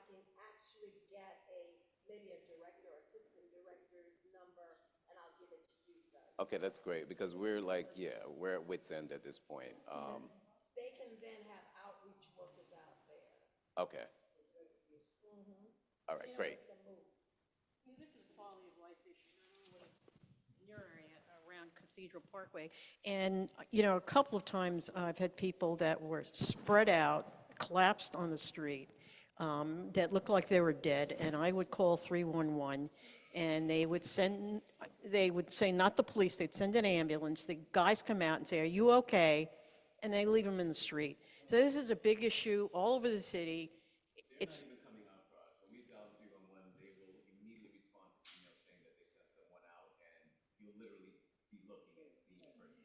yeah, I mean, it's very aggressive.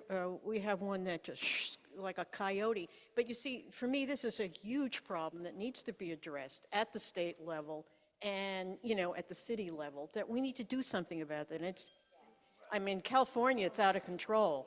Anyway.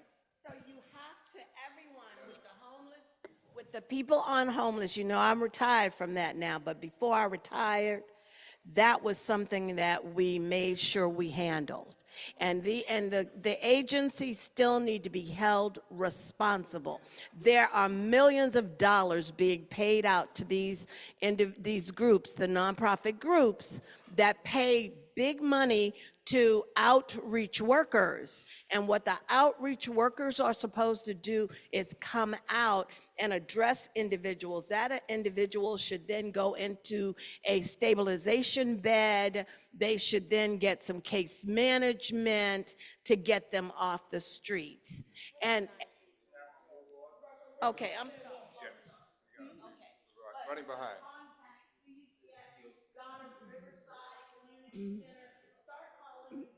Next is Deirdre.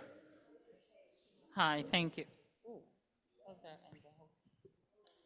All right, next will be Deirdre. Okay, hi. So good evening. Mine comes as an announcement from Ann Kim, the Director of Strategic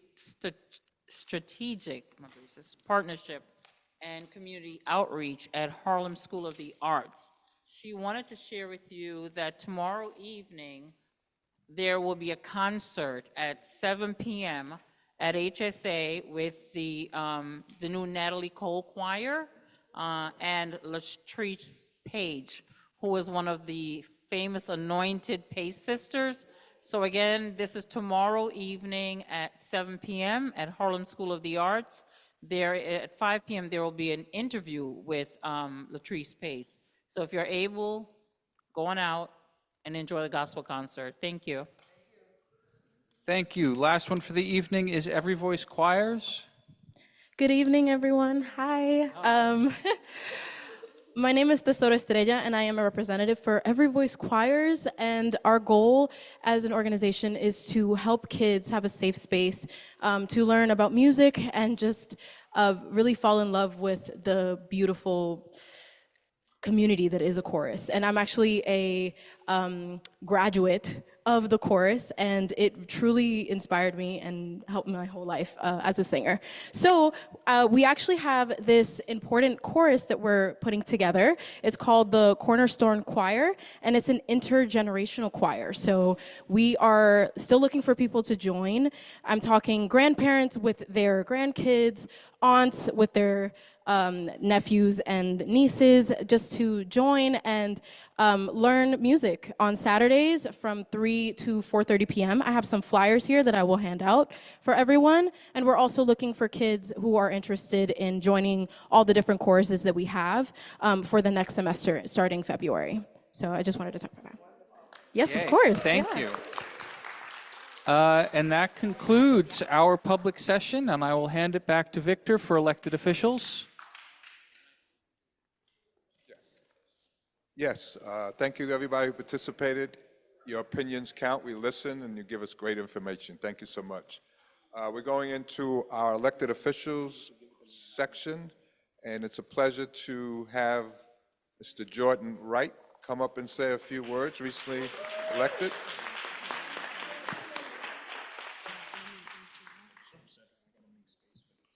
Good evening, everybody. Good evening. really mainly here to introduce myself. My name is Jordan Wright. I will be your new assembly member come January 1. Thank you. Thank you. It's meant a lot to me to move around this community. Been a member of it my whole life. I, used to run around down here in this area, Community Board 9. I was born and raised in Riverton Houses and Community Board 11. I currently reside in Community Board 10, so I've kind of been all over the place. I'm looking forward to being a great leader, being able to understand, coming to community board meetings even once I'm elected. Coming down, I'll be in Albany a lot of the time, but when I can make it down here, I will. Always having representation from my office. My office will be at the Harlem State Office Building. I'm sure you all know where that is. Come see me anytime, day or night. Maybe not night, but, come say hi. But in all seriousness, I'll be in Albany. I'm excited to go past some great legislation, excited to work with the other elected officials, Senator Clear, Councilmember Salam, Councilmember Abreu. The list really goes on. Just here to say hi, introduce myself to you. I'm very accessible. Can I give the phone number out? Is that allowed? Through the office? Okay. Don't ask how I memorize it. 212-866-5809. That's where you can find me on January 1st. I'll say it again. 212-866-5809. We'll have some great stuff going on this side. I don't want to say too much yet because I don't want to get myself too excited. But thank you to the wonderful folks here at Community Board 9. Once again, my name is Jordan Wright. I'll be your new assembly member for the 70th Assembly District starting January 1st. Thank you so much for your time. Have a fantastic evening. Thank you, thank you, thank you. Thank you. Yes.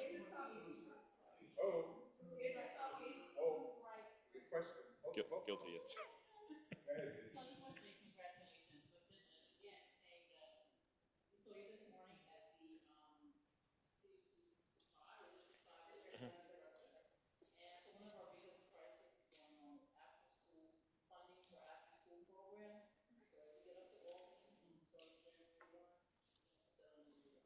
Thank you, Deja, because I'll hit the ground running. I know what to do. Thank you so much. Anything else? We go. Am I allowed, Barry, to take questions? Victor, am I good?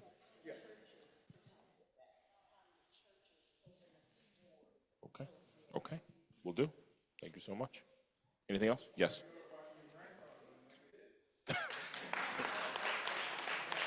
Thank you. I still watch those today, actually. They're all very informative. I read his book during the pandemic, and it was interesting how he was really ahead of his time.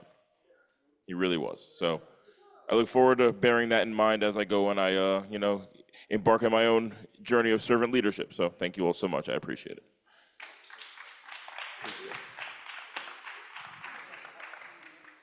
Comes from a long line of rights, so I know he'll do the right thing. Right, Jordan? Butterboom? Yes. Next up, we have someone from State Senator Cordell Clare's office who's going to say a few words. Aziz Moore, correct? Yes. All right. Good evening, everyone. Good evening. Evening. Let me just get this information here. Do I need this or can you hear me? Okay. Yeah. Aziz Moore. First of all, I want to thank the board, the members, the family, CB9, for allowing me to speak this evening. My name is Aziz Moore, and I am a community liaison specialist for the most honorable New York State Senator Cordell Clare. It is my pleasure, as I say, to be here amongst you. Some quick updates. We recently had a NYCHA housing symposium, and so there was a lot of questions about the RAD Pact, the conversion, Section 8 versus 9, the laws, the rules, the regulations. We plan on having a second event concerning that going forward. We also had on the 16th of November, which the law came into effect, the Clean Slate Forum. And so to answer the question that I heard posed earlier, yes, you can apply. However, those who are eligible will automatically receive their, not expunging, they will be sealed. Their records will be sealed. okay, and they'll be notified.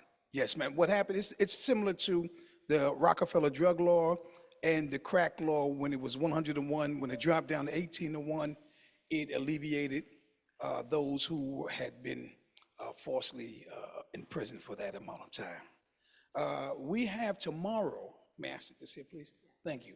Tomorrow we have two events. We have the community e-waste event from 1 to 4 on the Harlem State Plaza. And then following that, we have this huge Thanksgiving Day turkey and produce giveaway. Before I forget, I want to say that the senator told me to wish each and every one of you happy Thanksgiving to you and your families. If there's anything that we can do, I did take a call today concerning the travel on 116 from Amsterdam to Broadway, the opening of Columbia University, what that was, so we're looking into that. We do address the problems with the bus, MTA, but I also want to say to you, sir, you have to make 311 your friend. No longer is 911 someone that you called unless it's truly an emergency. 311 keeps, it's the reason for it is that they give you tickets and they keep a paper trail. And all the agencies look at that paper trail, the DHSs and all that they talked about earlier, and they are supposed to respond. Lastly, I just want to say this, right? It isn't a crime, but it should be a crime, right? Homelessness, mental illness. So if an agency, whether they a city agency, a state agency, or an agency that's coming out, if they come and they engage an individual and he or she does not want to leave, by right they can't force them to leave. They can't. They can just offer. Many years ago, back in the 80s, I worked for Volunteers of America, and what we would do was engage, offer sandwiches and stuff, and beds. And if people didn't want to go, there's nothing you can do.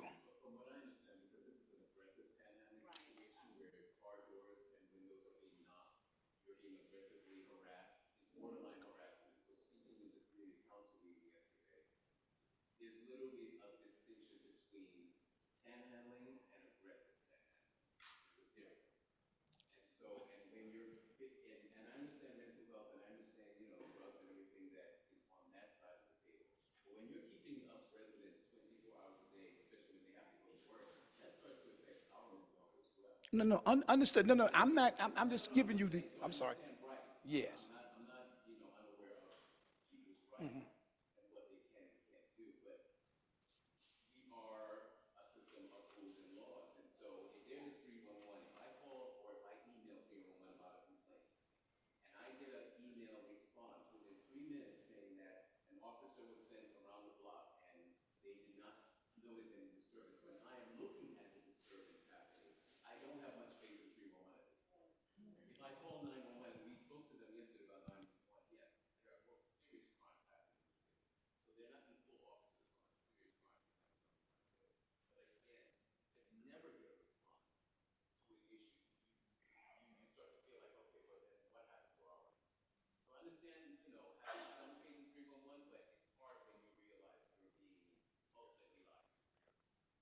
Okay, thank you. Thank you. Thank you. We have to move. We have 20 minutes before we have to leave. Next, Gabriella from Councilmember Abreu's office. Hi, everyone. I am feeling a little under the weather today, so I am going to power through, but it's really good to see you all and to be here today. A couple talking points. Participatory budgeting has ended. Thank you to everyone who submitted ideas, and we will definitely let you know when it's that time to vote in the spring. As DSNY has already presented on, curbside composting is happening all over New York, so we're excited for that. Composting gets picked up the same day as your recycling. On the legislative end, the FAIRS Act was passed last week. This is a bill banning landlords from requiring renters to automatically pay brokers' fees. Instead, whoever hired the broker is responsible for paying the broker, which in most cases will be the landlord. We're hopeful that this should make it a lot easier to move into a new apartment, which, as we know, in the city can be extremely, extremely expensive. I'm sure everyone heard the news that Sanitation Commissioner Tisch will now be the new NYPD commissioner. We're fortunate because Commissioner Tisch got to know CB9 well as she was implementing our trash containerization pilot. And we hope that we'll be able to maintain that close relationship as she transitions into her new role. And we can work with her on public safety, which, as some of you have already expressed, is also a growing concern in our community. We are excited to encourage community involvement in our local governance process. If you're interested in having a direct impact on the budget, we invite you to become a budget delegate under participatory budgeting. This is a fantastic opportunity to help shape how public funds are allocated, ensuring that resources are directed toward the priorities that matter most to our community. If you'd like to get involved or learn more, don't hesitate to reach out. I'm sure most of you have it already, but our phone number is 212-928-6814. Budget delegates or potential budget delegates can also email our district office at district7@council.nyc.gov. It's helpful if in the subject you put budget delegate or participatory budgeting, anything along those lines. In addition to PB, we are also advancing two important pieces of legislation. First, we are proud to announce our reusable bag bill, which aims to reduce single-use plastic waste and promote sustainable alternatives. This bill is an important step toward a more environmentally conscious future. Second, today we are introducing a new bill on the containerization of city-owned properties. This initiative will ensure that waste management is more efficient, keeping our neighborhoods cleaner and more organized, while also enhancing the city's sustainability efforts. Councilmember Abreu and the entire team, including myself, which I realized I didn't introduce myself for any newcomers, but I'm Gabriela Carela, the District Director for Councilmember Sean Abreu. But as I was saying, I and the rest of our team wish you a very happy Thanksgiving and a happy holiday season. Thank you and have a good night. Thank you, Gabriela. Thank you. I appreciate that applause. Thank you. Next up, Tiffany Brown from the mayor's office. Good evening, everyone. Can you hear me? Yes, we can, loud and clear. My apologies for not being in person, but I too am under the weather, you know, after having all that fun on the float the other night, which was amazing. And I have to give a thank you to CB9 for allowing me to join you on your float. We did have the best float. I don't want to toot your horn or toot my own horn, but CB9 did have the best float with the best DJ. And I'm looking forward to next year. And with that being said, I'm going to go straight into my report. And I'm just going to report on two things, some of the great work that our mayor is doing. And the first will be our great mayor, Eric Adams, announced key milestones and strategies to improve the crucial 911 mental health crisis response initiative. Our great mayor, Eric Adams, released new data showing the milestone achievements of the Behavioral Health Emergency Assistance Response Division, Be Heard, New York City's health-centered response to 911 and mental health calls. And I'm so sorry. If you guys will like, I will forward all of this information to you once I'm feeling better. Okay, understand. And the second report is our great mayor Eric Adams celebrates back-to-back record-breaking years for supporting minority and women-owned businesses. Excuse me. Our great mayor Eric Adams, Chief Business Diversity Officer Michael J. Gardner, and Mayor's Office of Contract Services Director Lisa Flores, and New York City's Department of Small Business Services Commissioner Gross celebrated a multi-agency effort to deliver back-to-back record-breaking years for spending on and supporting minority and women-owned business enterprises. And with that being said, that concludes my report. I will forward you guys the full information on both of these reports I gave you. And again, thank you for allowing me to be a part of such a wonderful night before last, but I'm paying for it today. Thank you, Tiffany, appreciate it. Okay. Next up from the Comptroller's Office, Evelyn Collada.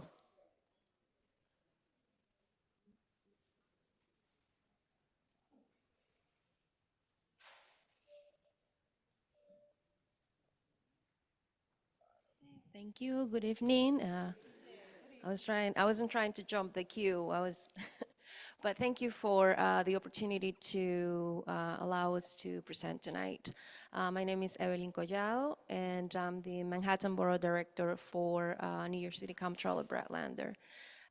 Tonight, I have a quick two announcements from our office. The first is last week we released our micromobility report, which is a comprehensive look at fast driving two-wheel vehicles in New York City.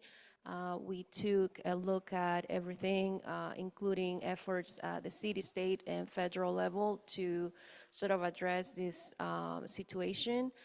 We are in support of, addressing a lot of these issues from the supply side, such as the companies that hire the deliveristas, that use scooters and mopeds to get around. We are also in favor of, more stringent regulation to, sort of enhance the responsibility from the users of these vehicles, but also addressing some of the challenges that they face so it's easier for them to use these vehicles responsibly. The other announcement is we just released today the NYCHA audit report. This is a 2 years effort. It's the first ever resident-led audit. So we convened a committee of NYCHA residents that sat down with us and let us know what were the issues that were important to them and how they wanted the audit to be, how they wanted an audit for certain issues. And the main issue that came out of this committee was, residents wanted us to look at the contracting process for repairs at NYCHA developments. What we found is that there are over $36 million that are basically unaccounted for. There is very lax oversight of the contractors for smaller contracts. There is not a real process in place to make sure that we are hiring the best people. And more important than that is there is no mechanism for residents to get feedback to NYCHA as to how these repairs are conducted. And even if they are conducted, because we found out that there were hundreds of repairs that never took place and were reported as being done and completed. Part of the recommendations is to have an app-like. Our office has called it the Yelp for NYCHA.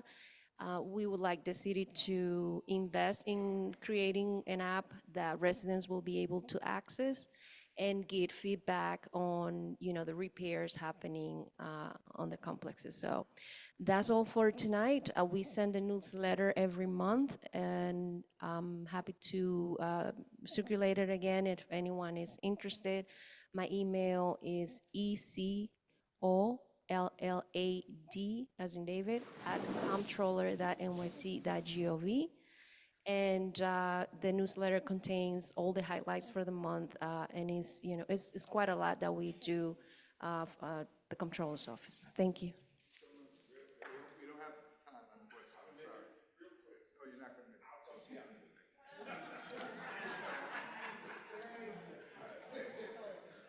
to. Moving on to action items. Cannabis guidelines. No. Good evening, everyone. I promise to be real quick. I am the co-chair of the Cannabis Task Force here in CB9, and our role, of course, is to stay on top of the establishment of illegal dispensaries in this community, as well as also making sure we tap down on the illegal ones as well. And so in tonight's packet for our board members, we took much time and effort to create rules and guidelines that will be used to help us in making sure that those who express an interest in coming to our community do so by coming before us and us asking the proper questions. And so those rules and guidelines are in your packet, and hopefully, of course, you've had a chance to go through them and read them, and I think they're pretty straightforward. And I would love to be able to, one, ask anyone else from our task force if they have anything to add to what I just stated, because we have to be short and brief, and then if not, we'll take the vote. Go ahead. Daria has called for unanimous consent? Yes? That's a good question. So the members of the task force include myself, I'm the co-chair, and Miriam Ferrer, who is not here this afternoon or this evening. Daria is also on the task force, Carlton, Vanessa, and I know I'm missing somebody. And Deirdre, of course. Okay, so those are our members. Yes, we've changed our schedule recently. We're not meeting this month of November. We'll reconvene again in December, but we're looking to have alternate meeting months to convene. And that's it. So go ahead. Unanimous consent was offered? And was there a second, Deirdre? Okay, so then that's it. It looks like we're going to move forward with it. Yeah? All right, thank you. Was there any objections? Okay, thank you. Okay, next up, item 2 is going to be tabled for the time being, Emma Bowen Center. That's coming out of health, and myself worked on that. That's going to be tabled right now. Letter of concern for the Claremont Theater. Who's presenting that?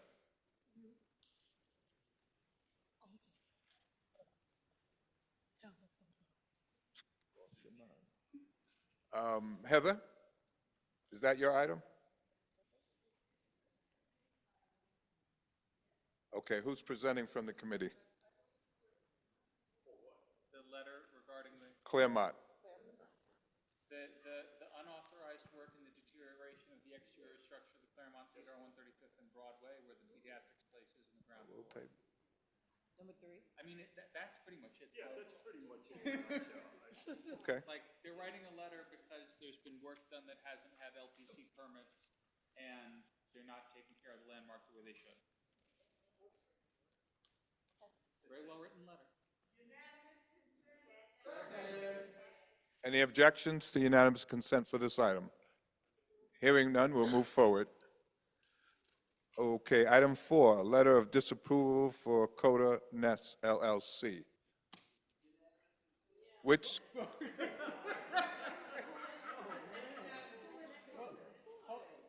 Whose item is this? Is this Heather?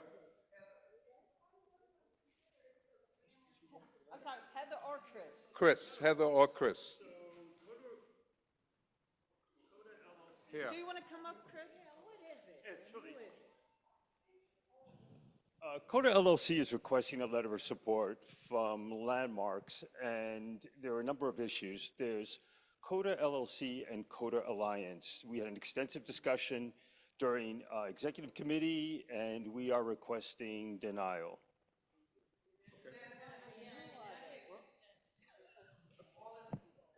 Second, unanimous consent. Anyone object to unanimous consent for this item? Hearing, seeing none. Abstain? Okay. Oh, do we? You have to take account. Who says no? Abstain. Okay, no, we don't have to take a vote. Raise your hand if you're abstaining. 1, 2, 3, 4, 5, 6, 7, 8. Wait, 1, 2, 3, 4, 5, 6, 7, 8, 9, 10. That is not yet a majority, so it is, no one's saying no, no one's objecting to unanimous consent. They're just abstaining. You have the count. Noted on your Okay. Liquor licenses? No, you don't. Where's- You have no cause. For the Coda thing? Oh, yeah, sorry.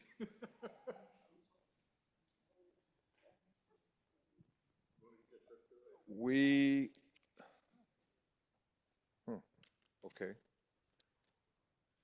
This will hold our liquor licenses over. No, I move, wait, why are we holding over? I move that, I mean, these are all the renewals at least. I would. Okay.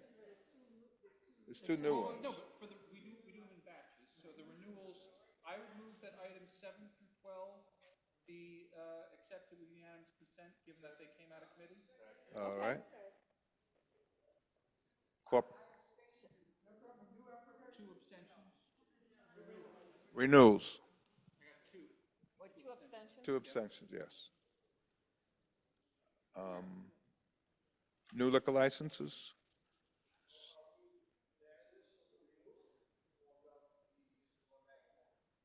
We're unanimous on the renewal All right. with 2 abstentions. And And then the new application?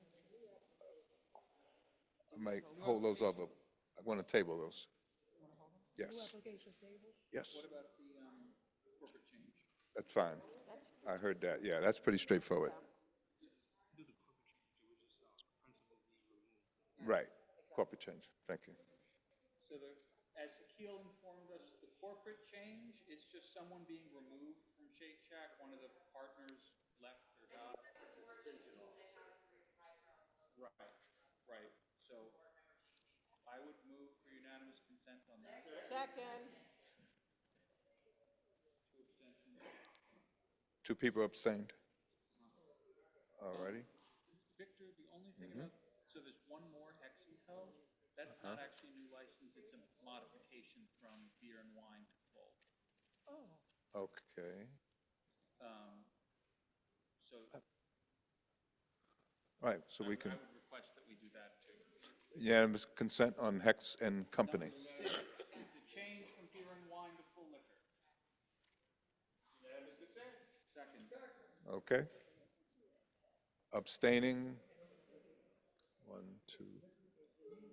All righty, so we'll leave number 5. We'll carry that one over.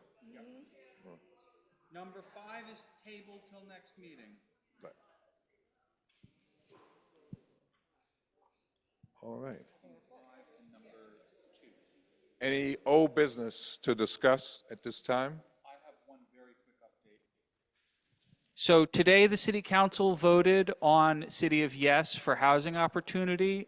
I don't know if you read, it was very unfortunate. The outer borough council members who have suburban style districts watered down provisions relating to both accessory dwelling units and parking space construction and the town center developments near Long Island Railroad stations. We voted yes with conditions, and one of our, we were pushing them to do more in those areas, not less. So that is an unfortunate update for the board. It now gets sent back to the City Planning Commission for their review, and then if they approve the changes, then I think it goes back and gets passed by the mayor. But that's just an unhappy update, is the outer boroughs are weaseling out of their obligations, and we're going to be stuck holding the bag. As always. I mean, they're not completely wiggling out, but like, give me a break. They're costing us 50,000 housing units in this proposal.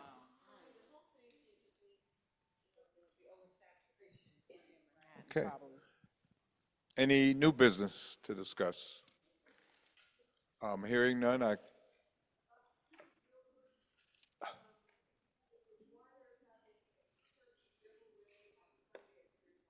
okay. Dwyer's giving turkey. Okay, send that to me. We could send it out. Send it to Eutha. Okay. Motion to adjourn. Second. Adjourn at 8:58.